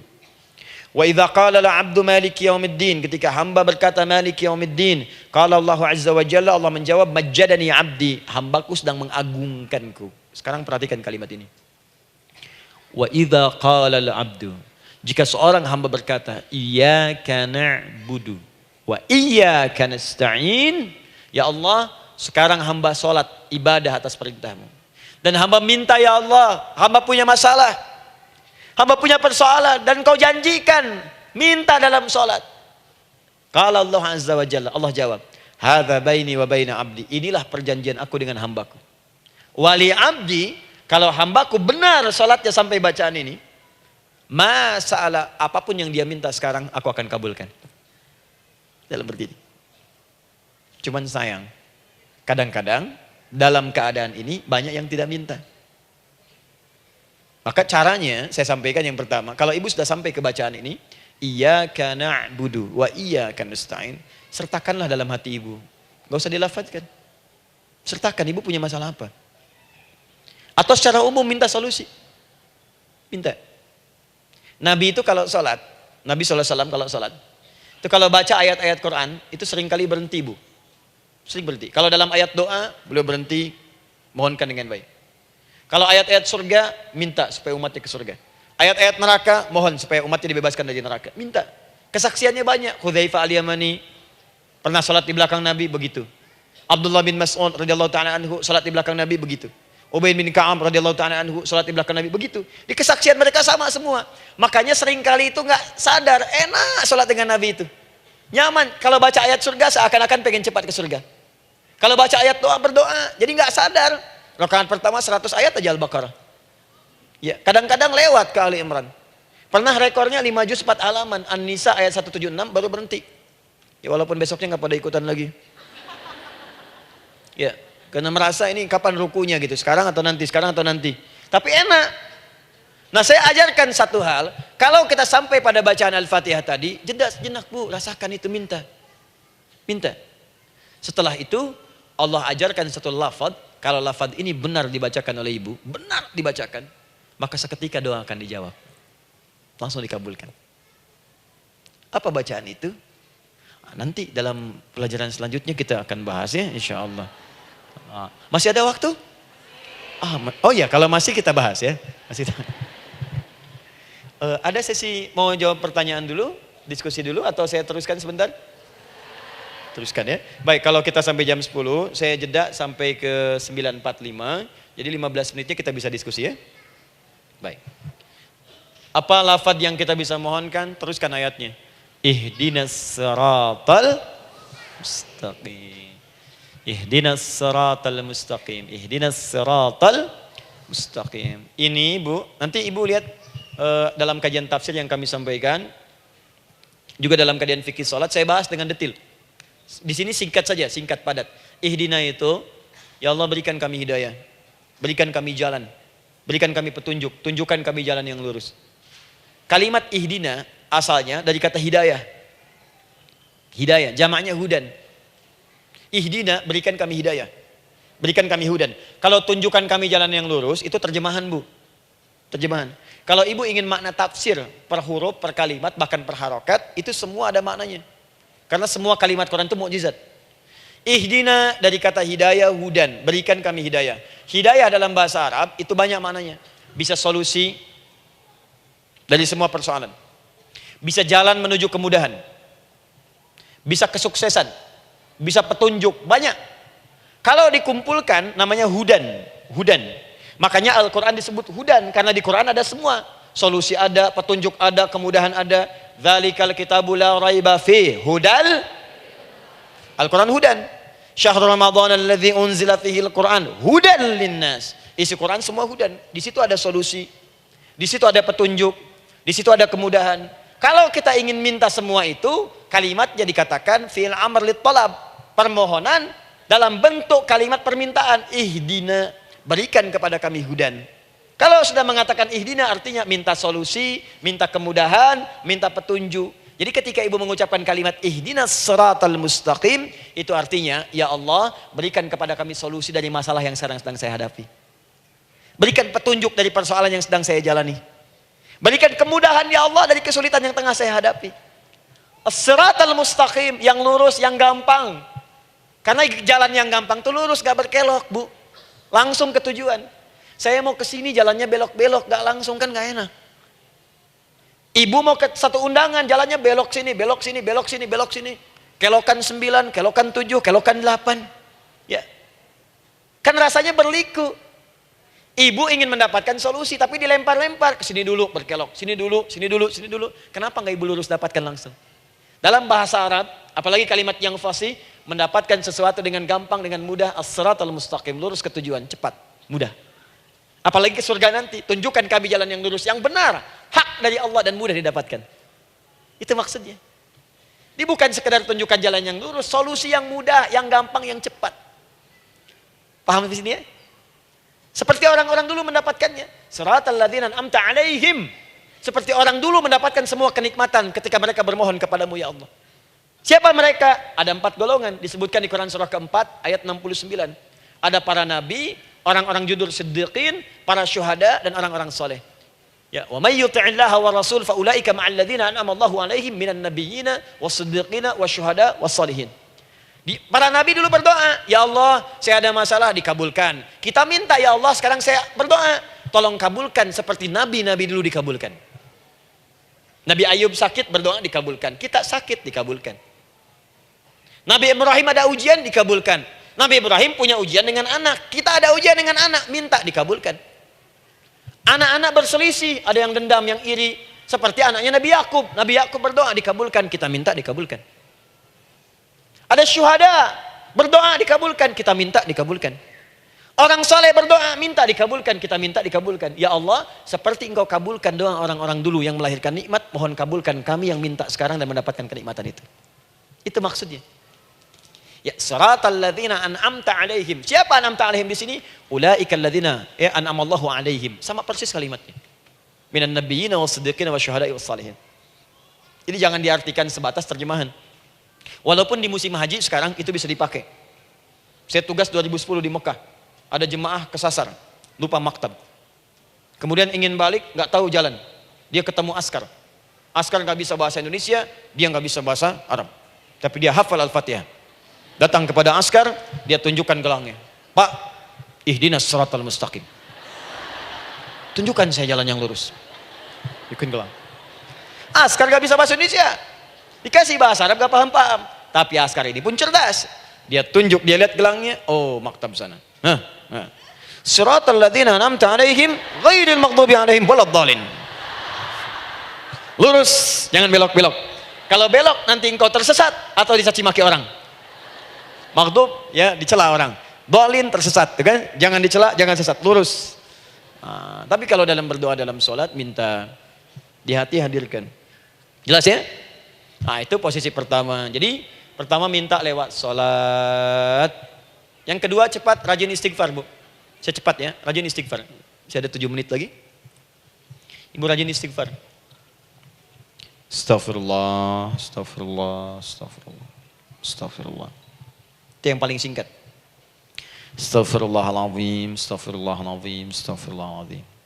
Itu yang menengah. Astaghfirullahaladzim, alladzi la ilaha illa huwal hayyul qayyum wa natubu ilaihi. Astaghfirullahaladzim, alladzi la ilaha illa huwal hayyul qayyum wa natubu ilaihi.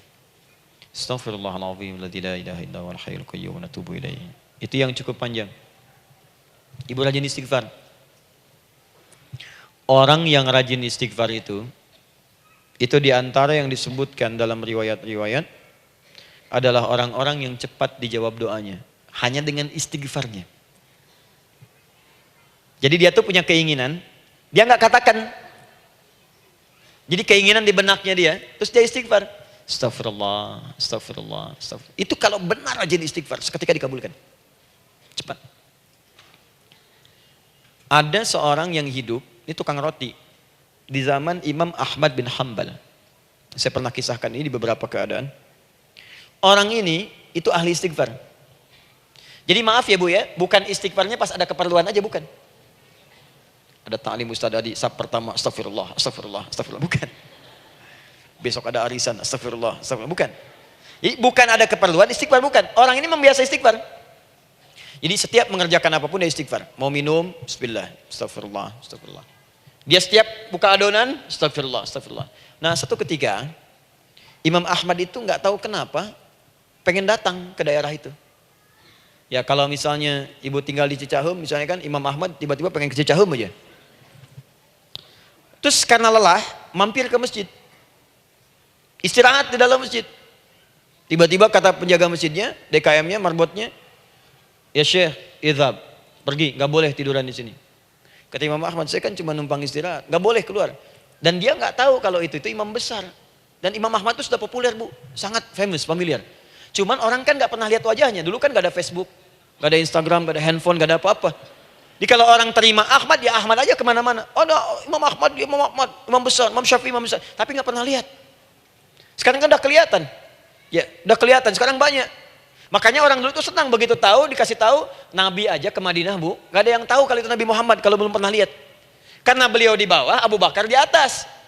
Abu Bakar kan naik kan, untanya Nabi. Nabi Muhammad pas di bawah gantian tuh di jalan. Orang mengira yang di atas unta Nabi Muhammad, padahal Nabi Muhammad yang jalan kaki, nggak kelihatan. Makanya responnya bola ketika tahu Nabi, senang luar biasa. Minta doa, minta ini, minta itu. Orang sekarang tidak. Karena sering banyak lihat di TV, media sosial, begitu ketemu, minta foto. Ini lain kisahnya. Nggak tahu dia, pergi keluar. Kata Imam Ahmad, ya sudah, keluar beliau. Nggak mau ribut. Istirahat di luar. Di pelataran. Di sini juga nggak boleh. Lihat kalimatnya. Barwah, keluar, pergi. Barwah itu kasar, Bu. Begitu kemudian didebat lagi, saya cuma di luar. Rawah itu dari kata roh, Bu. Itu paling kasar. Artinya keluar dengan roh-rohnya sekalian. Rohnya pun jangan di sini. Ya. Jadi kalau ibu nanti di Masjidil Haram misalnya kan, ada kalimat itu artinya kesal, Bu, askarnya. Ya. Keluar. Misalnya idzabi enti. Enggak mau, saya mau di sini. Ya. Barwa, pergi. Sampai ke rawah dengan roh-rohnya. Itu artinya ibu disuruh pergi. Ya, bukan jangan mengelak lagi. Rawah. Saya bukan rawah, saya rohayati. Suruh pergi. Pergi. Imam Ahmad pergi tuh akhirnya. Pergi, di jalan kelihatan lah tukang roti tadi. Begitu kelihatan capek lah dipanggil, Syekh, kayaknya lelah, istirahat di sini. Dan tukang roti pun nggak tahu kali itu Imam Ahmad. Begitu istirahat, duduk, kelihatan lah Imam Ahmad setiap buka adonan, astagfirullah. Bikin lagi, astagfirullah. Imam Ahmad tahu faidah itu. Tapi ingin menguji tukang roti ini, ditanya. Ya akhi, kamu ini kenapa setiap Anda menanam adonan itu, tepung itu, Anda mengucapkan istighfar, astagfirullah. Perhatikan jawabannya. Wallahi demi Allah, tidak pernah saya beristighfar dalam setiap aktivitas saya, kecuali Allah selalu mengabulkan doa yang saya mohonkan. Di setiap minta, astagfirullah, itu dikabulkan. Cuman satu yang sampai sekarang belum terkabul. Apa itu kata Imam Ahmad? Saya ini selalu bermohon kepada Allah, ya Allah, mohon sebelum saya wafat atau setelah ia wafat, pertemukan saya ya Allah dengan Imam Ahmad bin Hambal. Sebelum saya yang wafat atau Imam Ahmad. Kata Imam Ahmad, astagfirullah. Allahu Akbar. Itu mungkin yang memperjalankan saya kemari. Tiba-tiba pengen ke sini, sampai diusir keluar dari rumah Allah dari masjid, sampai di sini karena istighfar Anda. Sayalah Imam Ahmad bin Hambal. Astagfirullah. Imam Ahmad ke situ datang. Tolong jangan lakukan pada saya. Salah di hidayat ya Allah. Astagfirullah. Saya jawab lagi dari sana. La haula wala quwata illa billah. Ini istighfar. Nah, kapan istighfar yang baik? Istighfar yang baik dilakukan setelah tahajud sebelum fajar. Saya ulang ya. Setelah tahajud sebelum fajar. Dalilnya Quran surah ke-51 ayat 18. Baca dari ayat 15 sampai 18-nya. Jadi ibu kalau mau seperti itu, rajin tahajud dulu, Bu. Tahajud. Setelah itu biasakan istighfar. Itu latihan dulu, itu baru latihan. Ingat ya, istighfar menjelang fajar di waktu sahar, itu baru latihan. Astagfirullah. Nanti kalau sudah banyak latihan, ibu akan refleks. Mau duduk masuk mobil, astagfirullah. Duduk mau makan, astagfirullah. Ya, kadang-kadang ibu mau ambil handphone, astagfirullah. Itu refleks di lisan kita keluar. Ahli istighfar itu nggak direncanakan keluar di lisannya. Astagfirullah. Kalau sudah seperti itu, berbahagialah. Karena apapun kadang ibu inginkan, sepanjang itu ibu butuhkan, seketika dikabulkan. Ya. Yang ketiga, yang terakhir. Sudah 9:45, boleh sedikit? Ya, yang terakhir ya, terakhir. Jangan khawatir, setelah ini selesai. Jangan khawatir. Yang ketiga, ini amalan yang paling dahsyat. Jadi yang pertama minta dikabulkan. Yang kedua baru istighfar dikabulkan. Yang ketiga nggak ngapa-ngapain dijawab. Artinya baru terbersit, ada keinginan jawab seketika. Amalan yang ketiga ini adalah amalan yang dikerjakan karena cinta kepada Allah Subhanahu wa taala. Mahabbatillah, kecintaan kepada Allah. Amalan yang dikerjakan karena cinta kepada Allah Subhanahu wa taala. Amalannya mencintai Allah. Beda, Bu. Salat dengan cinta dibandingkan dengan sholat karena memenuhi kebutuhan atau kewajiban saja, itu akan lain. Ibu kalau benar-benar mencintai Allah, maka dalam sholat pun persiapannya akan beda. Saya beri contoh gini ya. Dari pakaian akan lain kata Al-Quran. Quran surah 7 ayat 31. Ya bani Adam khudhu zinatakum inda kulli masjid. Hei anak cucu Adam, kalau ada panggilan dari masjid, kenakan pakaian terindahmu. Di orang-orang yang mencintai Allah saat akan sholat, dia akan perhatikan dari pakaiannya. Jauhkan dari yang haram. Terus cari yang paling baik yang dia kenakan. Gak akan sembarangan. Kalau ibu pakai mukena juga cari mukena yang paling indah. Bukan karena pengen dilihat orang. Karena ingin Allah menyaksikan sholat ibu dalam keadaan yang sempurna. Wudu. Wudu itu hati-hati gitu. Quran surah ke-5 ayat ke-6. Ya ayyuhalladzina amanu idza qumtum ila shalah faghsilu wujuhakum wa aydiyakum ilal marafiq wamsahu bi ru'usikum wa arjulakum ilal ka'bain. Jadi kalau ada orang beriman mencintai Allah, mau sholat dia mau wudu, wudunya enggak akan sembarangan, Bu. Cuman basuh. Ya, bagian kepala juga harusnya kepala, dia rambut, takut selesai. Sampai ke kaki cuma disodorkan di keran, beres. Itu sih, anak kecil juga bisa. Orang ini lain. Dia akan pelan-pelan dilihat secara sempurna. Hati-hati, kerjakan karena Allah, karena ingin baik. Kalau orang sholat, hanya kebutuhan saja, maka yang penting dia takbir sampai salam selesai. Tapi ini tidak, dia akan pelajari bagaimana Nabi mengajarkan sholat yang benar. Bagaimana bacaan saya benar. Dia belajar ngaji supaya benar bacaan Fatihahnya. Dia belajar dengan baik supaya khusyuk di dalam sholatnya. Dia pahami satu-satu.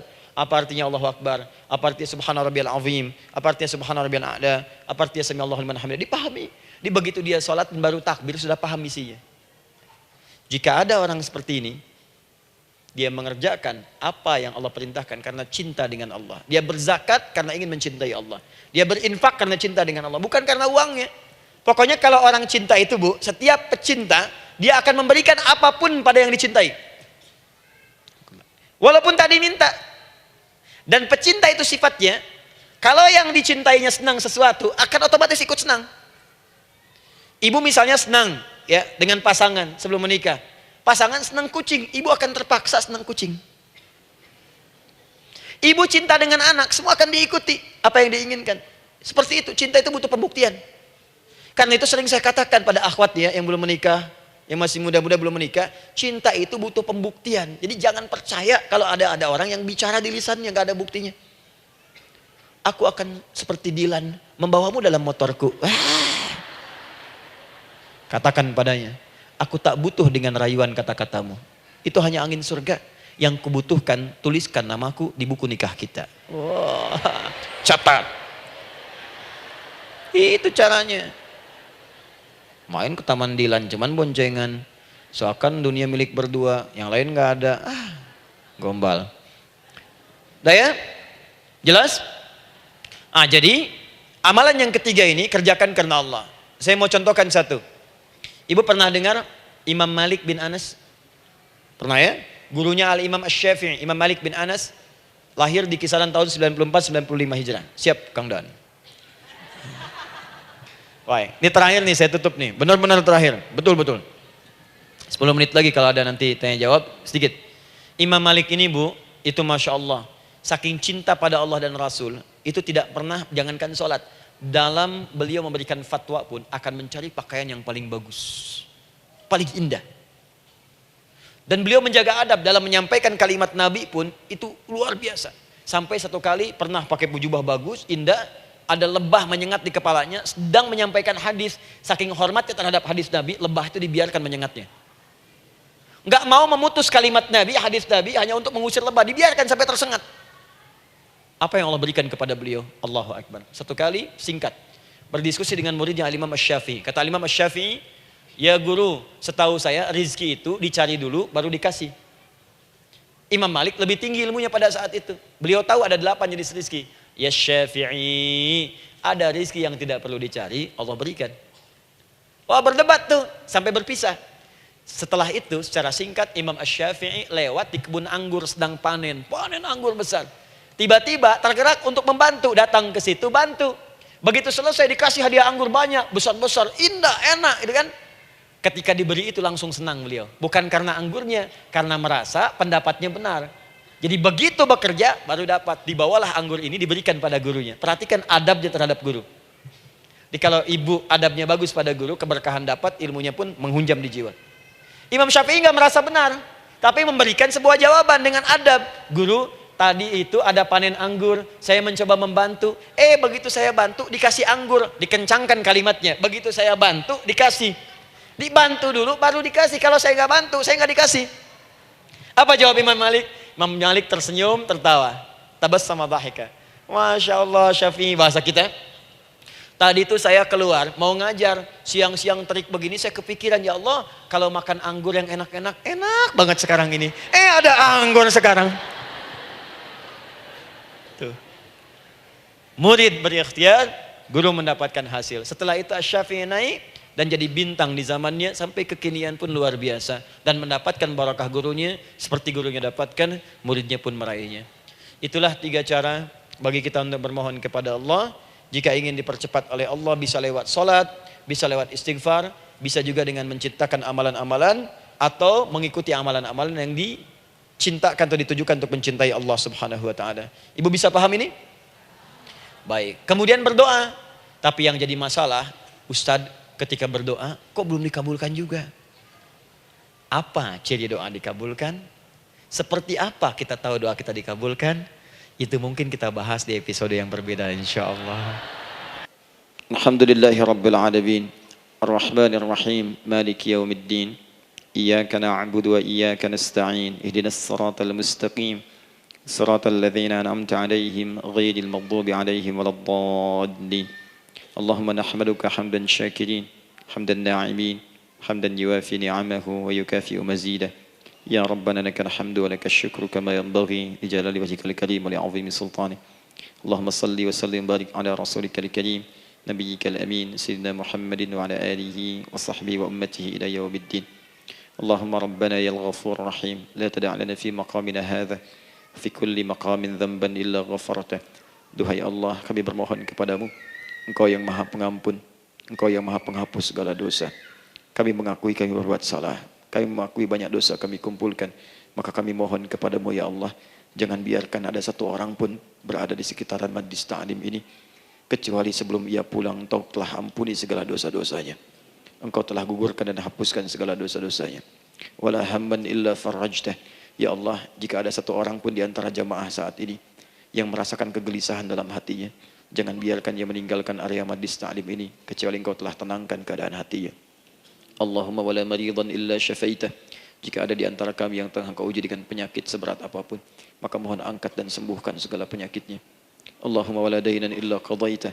Ya Allah, jika ada di antara kami yang berat hidupnya karena lilitan utang piutang, terjebak riba dan sejenisnya, maka mohon ya Allah dengan keikhlasan amalannya, mohon angkat dan berikan rizki terlimpah kepada yang untuk melunasi utang-utang dan terbebas dari lilitan riba dan semacamnya. Allahumma ya arhamar rahimin, Allahumma tubna ilaika min kullil ma'asi. Ya Allah, kami ingin memperbaiki diri kami. Kami bertobat dari segala maksiat yang pernah kami kerjakan. Allahumma asli ahwalana ma yuqarribuna ila ridhak. Ya Allah, kami bermohon kepadamu, mulai hari ini, mohon bimbing kami untuk memperbaiki diri, supaya kami bisa lebih dekat denganmu ya Allah. Allahumma asli azwajana. Ya Allah, kami mohon sayangi dan perbaiki ya Allah akhlak suami-suami kami. Ya Allah, mohon bimbing suami-suami kami jadi suami yang baik, membimbing keluarga menjadi keluarga yang saleh.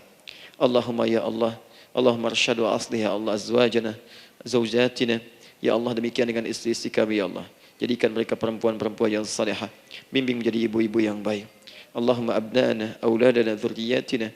Allahumma aslih lahum ya arhamar rahimin yakunu salihin, liyakunu su'ada fid dunya wal akhirah. Ya Allah, anak-anak kami, cucu-cucu kami khawatir berpisah dengan mereka di akhirat nanti.